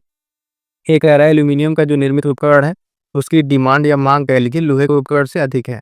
ऑप्शन डी कह रहा है एल्यूमिनियम उत्पादन की जो धातु की विधियां हैं लोहे की अपेक्षा अधिक खर्चीली हैं। तो रीजन क्या समझ में आया? कह रहा है कि क्यों लोहे से महंगा है? तो महंगा इसलिए कि अवेलेबिलिटी ज़्यादा है एल्यूमिनियम की, लेकिन कारण क्या है कि ऑप्शन डी, यानी एल्यूमिनियम जो उत्पादन है उसकी जो धातु की विधियां हैं वो लोहे से अधिक अपेक्षा खर्चीली है, इसलिए ये सामान ज़्यादा होते हुए भी एल्यूमिनियम इसको एक्सट्रैक्ट करने का महंगा पड़ जाता है, इसलिए लोहे से भी जो है महंगा बिक जाता है, ठीक है। तो लोहे से महंगा ये मिलता है, तो ऑप्शन डी यहाँ पर सही उत्तर हो जाएगा। प्रश्न एक बार ध्यान से देख लीजिए, 22 नंबर ऑप्शन इसका क्या सही हो जाएगा? ऑप्शन डी, ठीक है। इसकी धात्विक विधियां महंगी होने की वजह से अधिक खर्चीली हो जाती हैं। अगला प्रश्न संख्या 23 नंबर, बॉक्साइट किसका अयस्क है? मोस्ट इंपॉर्टेंट, कितनी बार ये पूछा हुआ है, यहाँ तक एसएससी से लेकर रेलवे, है ना। बिहार पीसीएस में भी ये पूछा हुआ प्रश्न है, ठीक है। सीडीएस में भी पूछा हुआ है, तो बहुत महत्वपूर्ण है। बॉक्साइट किसका अयस्क है? फटाफट से आंसर करें, किसी भी साथी के प्रश्न गलत नहीं होना चाहिए। कह रहा है सीसा, एल्यूमिनियम, जिंक या कॉपर, ठीक है। जिंक या कॉपर, तो 4 ऑप्शन 23 नंबर का क्या आंसर हो जाएगा? बॉक्साइट आपका ऑप्शन बी, एल्यूमिनियम। इसका अयस्क है, एल्यूमिनियम का अयस्क है, ठीक है। ये इंपॉर्टेंट रहेगा, ध्यान में रखिएगा। अगला प्रश्न कह रहा है, देखेंगे प्रश्न संख्या 24 नंबर। कह रहा है कि एल्यूमिनियम के संबंध में निम्नलिखित में से कौन सा कथन सही नहीं है? किसके संबंध में? एल्यूमिनियम के संबंध में। कह रहा है ऑप्शन ए, एल्यूमिनियम हाइड्रोक्साइड प्रकृति में एम्फोटोरिक होता है। बी कह रहा है एल्यूमिनियम जो प्रकृति में स्वतंत्र अवस्था में रह सकता है, ठीक है। नाइट्रिक अम्ल एल्यूमिनियम पर कोई प्रभाव नहीं डालता है, और गर्म जो सांद्र गंध अम्ल है एल्यूमिनियम के साथ SO2 देता है। तो हमसे पूछा क्या है कौन सा सही नहीं है? तो ध्यान देंगे, कह रहा है कि एल्यूमिनियम प्रकृति में स्वतंत्र अवस्था में रह सकता है, कि ये बिल्कुल आपका गलत है, यही ऑप्शन आपका सही नहीं है। ऑप्शन बी जो कह रहा है एल्यूमिनियम प्रकृति में स्वतंत्र अवस्था में रह सकता है, ये ऑप्शन आपका यही गलत है। तो हमसे पूछा क्या है कौन सा सही नहीं है? तो बी सही उत्तर हो जाएगा, क्योंकि एल्यूमिनियम जो प्रकृति में स्वतंत्र अवस्था में नहीं रह सकता है। आगे बढ़ेंगे, देखेंगे अगला प्रश्न जो प्रश्न संख्या 25, प्लास्टर ऑफ पेरिस का रासायनिक सूत्र है, ठीक है। प्लास्टर ऑफ पेरिस का रासायनिक सूत्र मोस्ट इंपॉर्टेंट लगा लीजिए, कितनी बार ये परीक्षाओं में पूछा जा चुका है। कह रहा है CaSO4.5H2O, 2CaSO4.H2O, CaSO4 का whole boys cross 2H2O, CaSO4.MgO, ठीक है। तो आप देखिए इसका कौन सा फार्मूला सही होगा इसमें? तो ऑप्शन इसका बी सही उत्तर हो जाएगा रासायनिक सूत्र में, ना। H2CaSO4.H2O, इसका क्या हो जाएगा, प्लास्टर ऑफ पेरिस का फार्मूला हो जाएगा। प्लास्टर ऑफ पेरिस का ध्यान दीजिए कई जगह यूज होता है, उसका यूज भी बहुत ही महत्वपूर्ण है, ठीक है। अलग अलग जगहों पर इसका प्रयोग किया जाता है। अगला प्रश्न देखिएगा 26 नंबर। 26 नंबर क्या है, चूना पत्थर जो लाइम स्टोन है उसका रासायनिक नाम क्या है। कह रहा है calcium chloride, calcium oxide, calcium carbonate या कैल्शियम सल्फेट। फटाफट से आंसर करेंगे प्रश्न संख्या 26। प्रश्न संख्या 26 का सही आंसर क्या हो जाएगा, ऑप्शन सी कैल्शियम कार्बोनेट, ठीक है। जो चूना पत्थर है वो आपका क्या है, CaCO3 कैल्शियम कार्बोनेट जो आपका लाइम स्टोन। ध्यान रखेंगे ऑप्शन सी सही उत्तर हो जाएगा। अगला प्रश्न क्या कह रहा है 27 नंबर, ध्यान दीजिएगा। निम्नलिखित में से किस खनिज द्वारा लोहा प्राप्त किया जाता है। ये भी मोस्ट इंपॉर्टेंट है, ठीक है, ये भी मोस्ट इंपॉर्टेंट है, कई बार पूछा जा चुका है। कह रहा चूने का पत्थर, पिचब्लैंड, मोना, जाइड्रेट या हेमाटाइट। तो लोहा जो है किस खनिज से प्राप्त किया जाता है, तो कोई और इसका आंसर नहीं होगा, ऑप्शन डी हेमाटाइट, ये इसका अयस्क है, इससे जो है लोहा को प्राप्त किया जाता है। तो क्लियर है। अगला प्रश्न देखिएगा संख्या 28। जंग लगने पर लोहे का भार कह रहा बढ़ता है, घटता है, कोई परिवर्तन नहीं होता है, परिवर्तित होता है। तो फटाफट से आंसर कीजिएगा क्या होता है। जब जंग लगेगा तो लोहे का भार क्या होता है, ऑप्शन है बढ़ता है, ठीक है। कोई भी रॉड है उसमें जब जंग लग जाती है तो उसका वजन क्या होता है, बढ़ जाता है, ठीक है। तो क्या हो जाएगा, ऑप्शन ए सही उत्तर हो जाएगा, ठीक है। आगे बढ़े, देखेंगे अगला प्रश्न संख्या 29 नंबर क्या कह रहा है, स्टील को कठोरता प्रदान करने के लिए मिलाई जाती है। फटाफट से आंसर कीजिएगा, ये भी मोस्ट इंपॉर्टेंट प्रश्न है, कितनी बार ये पूछा जा चुका है। जितने प्रश्न हम आपको करा रहे हैं हर एक प्रश्न लल्लन टॉप प्रश्न है, यानी परीक्षाओं में पूछा हुआ और बार बार पूछा जाता है। कह रहा है option A carbon, manganese, silicon या क्रोमियम। तो स्टील को जो कठोरता प्रदान करने के लिए मिलाया जाता है, प्रश्न संख्या 29 में आपका हो जाएगा ऑप्शन डी क्रोमियम। क्या मिलाया जाता है, क्रोमियम आपका मिलाया जाता है, क्या करने के लिए, तो जो स्टील है उसको जो है और हार्ड करने के लिए इसमें मिलाया जाता है। आगे बढ़ेंगे, देखेंगे अगला प्रश्न संख्या 30। कह रहा है नीलत होता है copper sulphate, calcium sulphate, iron sulphate या सोडियम सल्फेट। फटाफट से आंसर कीजिएगा। प्रश्न संख्या 30 का जो है क्या सही उत्तर हो जाएगा, नीलत होता है क्या है, तो हो जाएगा आपका ऑप्शन है कॉपर सल्फेट। क्या हो जाएगा, कॉपर सल्फेट जो है आपका नीलत होता है। आगे बढ़ेंगे, देखेंगे अगला प्रश्न। अगला प्रश्न कह रहा है इस्पात या आयरन की वस्तु में जिंक की पतली परत का लेपन नाम क्या है। कप निमंजन करना, है ना, कलई करना, यशद लेपन या विद्युत लेपन। तो फटाफट से आंसर कीजिएगा कि जो आयरन है उस पे जिंक की पतली परत के लेपन को क्या कहते हैं, यशद लेपन। ऑप्शन सी से तो हो जाएगा, क्या कहते हैं, यशद लेपन इसको कहते हैं। तो जिंक की ये पतली परत होती है जिसका लेपन को यशद लेपन कहते हैं। आगे बढ़ेंगे, देखेंगे अगला प्रश्न संख्या 32। निम्न में कौन सी धातु जो है बिजली की सबसे अधिक सुचालक है, ठीक है। सबसे अधिक सुचालक कौन है, कह रहा सोना, चांदी, तांबा या जस्ता, ठीक है। तो कौन है यहाँ पर ध्यान दीजिएगा, निम्न में कौन धातु जो बिजली की सबसे अधिक सुचालक है। तो फटाफट से आंसर करेंगे प्रश्न संख्या 32, ऑप्शन बी हो जाएगा चांदी। क्या हो जाएगा, चांदी सही उत्तर हो जाएगा, ठीक है, चांदी सही उत्तर हो जाएगा, इसको ध्यान में रखेंगे। आगे बढ़ेंगे साथियों, देखेंगे अगला प्रश्न संख्या 33। फटाफट से आपको सारे प्रश्न करा रहे हैं और मोस्ट इंपॉर्टेंट प्रश्न, इन सारे प्रश्नों को अच्छे से तैयार कर लीजिएगा। जो प्रश्न ना आए उसका अपना खुद से भेज लीजिएगा, उसमें नोट डाउन कर लीजिएगा। ये प्रश्न आप करते रहेंगे, इस तरीके से धीरे धीरे करके आपको सारे सब्जेक्ट हम यहाँ पे कराएंगे जीएस के। आपका जीएस और करंट अफेयर को लिए अब कहीं भटकने की जरूरत नहीं है, इस चैनल पर आपको वन स्टॉप सोल्यूशन अब मिलने वाला है। कह रहा ऑप्शन फोटोग्राफी में उपयोग यौगिक तत्व है silver nitrate, silver bromide, sulphuric अम्ल या साइट्रिक अम्ल, ठीक है। तो ऑप्शन क्या हो रहा है, फोटोग्राफी में उपयोग होने वाला प्रश्न संख्या 33, ठीक है। इसमें क्या होता है, ऑप्शन बी सिल्वर ब्रोमाइड। क्या हो जाएगा, सिल्वर ब्रोमाइड हो जाएगा इसका सही उत्तर। ध्यान दीजिएगा कई बार ये प्रश्न पूछा हुआ है, मोस्ट इंपॉर्टेंट लगा लीजिएगा इस प्रश्न को, ठीक है। आगे बढ़ेंगे साथ में, देखेंगे प्रश्न संख्या 34 नंबर। निम्नलिखित में से कौन सी धातु जो है सर्वाधिक भारी है, चांदी, तांबा, सोना या सीसा, ठीक है। कौन सी सर्वाधिक भारी है, कौन सी धातु सर्वाधिक भारी है, फटाफट से आंसर करेंगे प्रश्न संख्या 34। तो आंसर हो जाएगा ऑप्शन डी सीसा। क्या हो जाएगा, ऑप्शन डी दिए गए ऑप्शन में जो है सीसा जो है आपका सबसे भारी धातु है। अगला प्रश्न देखेंगे प्रश्न संख्या 35। कह रहा है कि निम्न में से कौन सा जो सामान्यतः तापर द्रव है। कह रहा सीसा, पारा, निकेल या टीन। फटाफट से आंसर करेंगे प्रश्न संख्या 35 का क्या हो जाएगा, कौन सा जो है सामान्य तापर द्रव है। तो सही आंसर क्या हो जाएगा आपका प्रश्न संख्या 35 का साथियों, ऑप्शन बी पारा। पारा आप जान रहे हैं कि ये सामान्य तापर क्या है, तो ये सामान्य तापर आपका द्रव में मिलता है। आगे बढ़ेंगे, देखेंगे अगला प्रश्न संख्या 36। फ्लोरोसेंट ट्यूब में सर्वाधिक सामान्य रूप से प्रयुक्त होने वाला पदार्थ क्या है। तो कह रहा ऑप्शन है सोडियम ऑक्साइड और आर्गन सोडियम वेपर और नियान, मरकरी वेपर और आर्गन, मरकरी ऑक्साइड और खार्गन। फटाफट से आंसर करेंगे प्रश्न संख्या 36 का क्या हो जाएगा ऑप्शन सी। ठीक है, मरकरी वेपर और आर्गन जो है ये आपके फ्लोरेंस ट्यूब में जो सर्वाधिक रूप से प्रयोग होने वाला क्या है ये पदार्थ है, मरकरी वेपर और आर्गन। सी सही उत्तर हो जाएगा, इसको ध्यान में रखिएगा। आगे बढ़ेंगे, देखेंगे अगला प्रश्न संख्या 37। निम्नलिखित में से कौन सी अर्धचालक की भांति ट्रांजिस्टर में प्रयुक्त होती है, तांबा, जर्मेनियम, ग्रेफाइट या चांदी। फटाफट से आंसर कीजिएगा, ये भी मोस्ट इंपॉर्टेंट प्रश्न है, मोस्ट इंपॉर्टेंट। ठीक है, अर्धचालक की भांति कौन सा प्रयोग होता है, प्रश्न संख्या 37 का सही आंसर हो जाएगा ऑप्शन बी जर्मेनियम। क्या हो जाएगा साथियों, जर्मेनियम सही उत्तर हो जाएगा। ठीक है, जर्मेनियम सही उत्तर हो जाएगा। आगे बढ़ेंगे, देखेंगे अगला प्रश्न संख्या 38। निम्नलिखित में से सबसे भारी धातु है, अब यहाँ जो दिया हुआ इसमें से भारी धातु बताना है। ऑप्शन के हिसाब से कह रहा है तांबा, यूरेनियम, एल्यूमिनियम या चांदी। तो दिए गए ऑप्शन में जो है सबसे भारी धातु कौन सी हो जाएगी आपकी प्रश्न संख्या 38 में ऑप्शन बी यूरेनियम। क्या हो जाएगा ऑप्शन बी यूरेनियम जो है सही उत्तर हो जाएगा। क्लियर है यहाँ तक? आई होप कि सारे प्रश्न आपको समझ में आ रहे हैं। तो फटाफट से एक बार जितने लोग वीडियो कितने लोग देख रहे हैं वीडियो को लाइक नहीं किए इन पर लाइक कीजिए। ठीक है, और अपने साथियों तक शेयर जरूर कर दीजिएगा। निम्नलिखित में से किन तत्वों के जो लवण है उन वो आतिशबाजी में रंग प्रदान होते हैं, कह रहा है जेडन और एस सल्फर। ठीक है, KOHD पोटेशियम, SR और BA क्रोमियम और निकेल। फटाफट से आंसर करेंगे कि इसका जो है क्या सही उत्तर होगा। ठीक है, क्या सही उत्तर होगा प्रश्न संख्या 39 का जो है आपका हो जाएगा ऑप्शन सी। ठीक है, ऑप्शन सी से उत्तर हो जाएगा। ये जो है ऐसे तत्व हैं जिनका जो आतिशबाजी में रंग हो इसमें इससे रंग प्राप्त होते हैं। आगे बढ़ेंगे, देखें अगला प्रश्न संख्या 40। पानी का अधिकतम घनत्व होता है, मोस्ट इंपॉर्टेंट, कितनी बार परीक्षाओं में ये प्रश्न पूछा जा चुका है और पूछा भी जाएगा। -1 डिग्री, 0 डिग्री, 4 डिग्री या 100 डिग्री।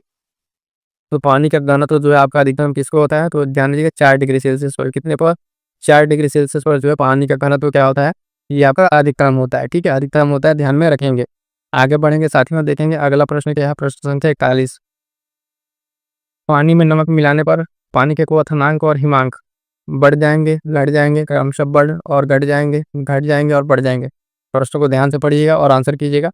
पानी में जब नमक मिलाते हैं तो क्वथनांक और हिमांक की बात कर रहा है। तो जिससे हम पानी में नमक मिलाएंगे तो इसका जो है आपका क्वथनांक क्या होगा, क्वथनांक आपका जो है बढ़ जाएगा। ठीक है, और हिमांक जो है क्या होगा, घट जाएगा। तो दोनों चीज़ को ध्यान से समझिएगा। क्रमशः यहाँ पे पूछा है, आपसे पहले पूछा है कि अगर यहाँ पे मान लीजिए आपने पानी ले लिया, ठीक है, इसमें पानी और इसमें आपने पानी में क्या मिला दिया, नमक मिला दिया। तो नमक मिलाने के साथ जो है जिससे पानी में आप नमक मिलाएंगे तो इसका एक क्वथनांक है और एक हिमांक है। क्वथनांक आपका बढ़ जाएगा, हिमांक आपका घट जाएगा। ये आपके ऑप्शन सी में सही उत्तर हो जाएगा। क्रमशः बढ़ और घट जाएंगे, क्या होगा ऑप्शन सी से उत्तर हो जाएगा। क्वथनांक बढ़ेगा, हिमांक घटेगा। आगे बढ़ेंगे, देखेंगे अगला प्रश्न संख्या 42।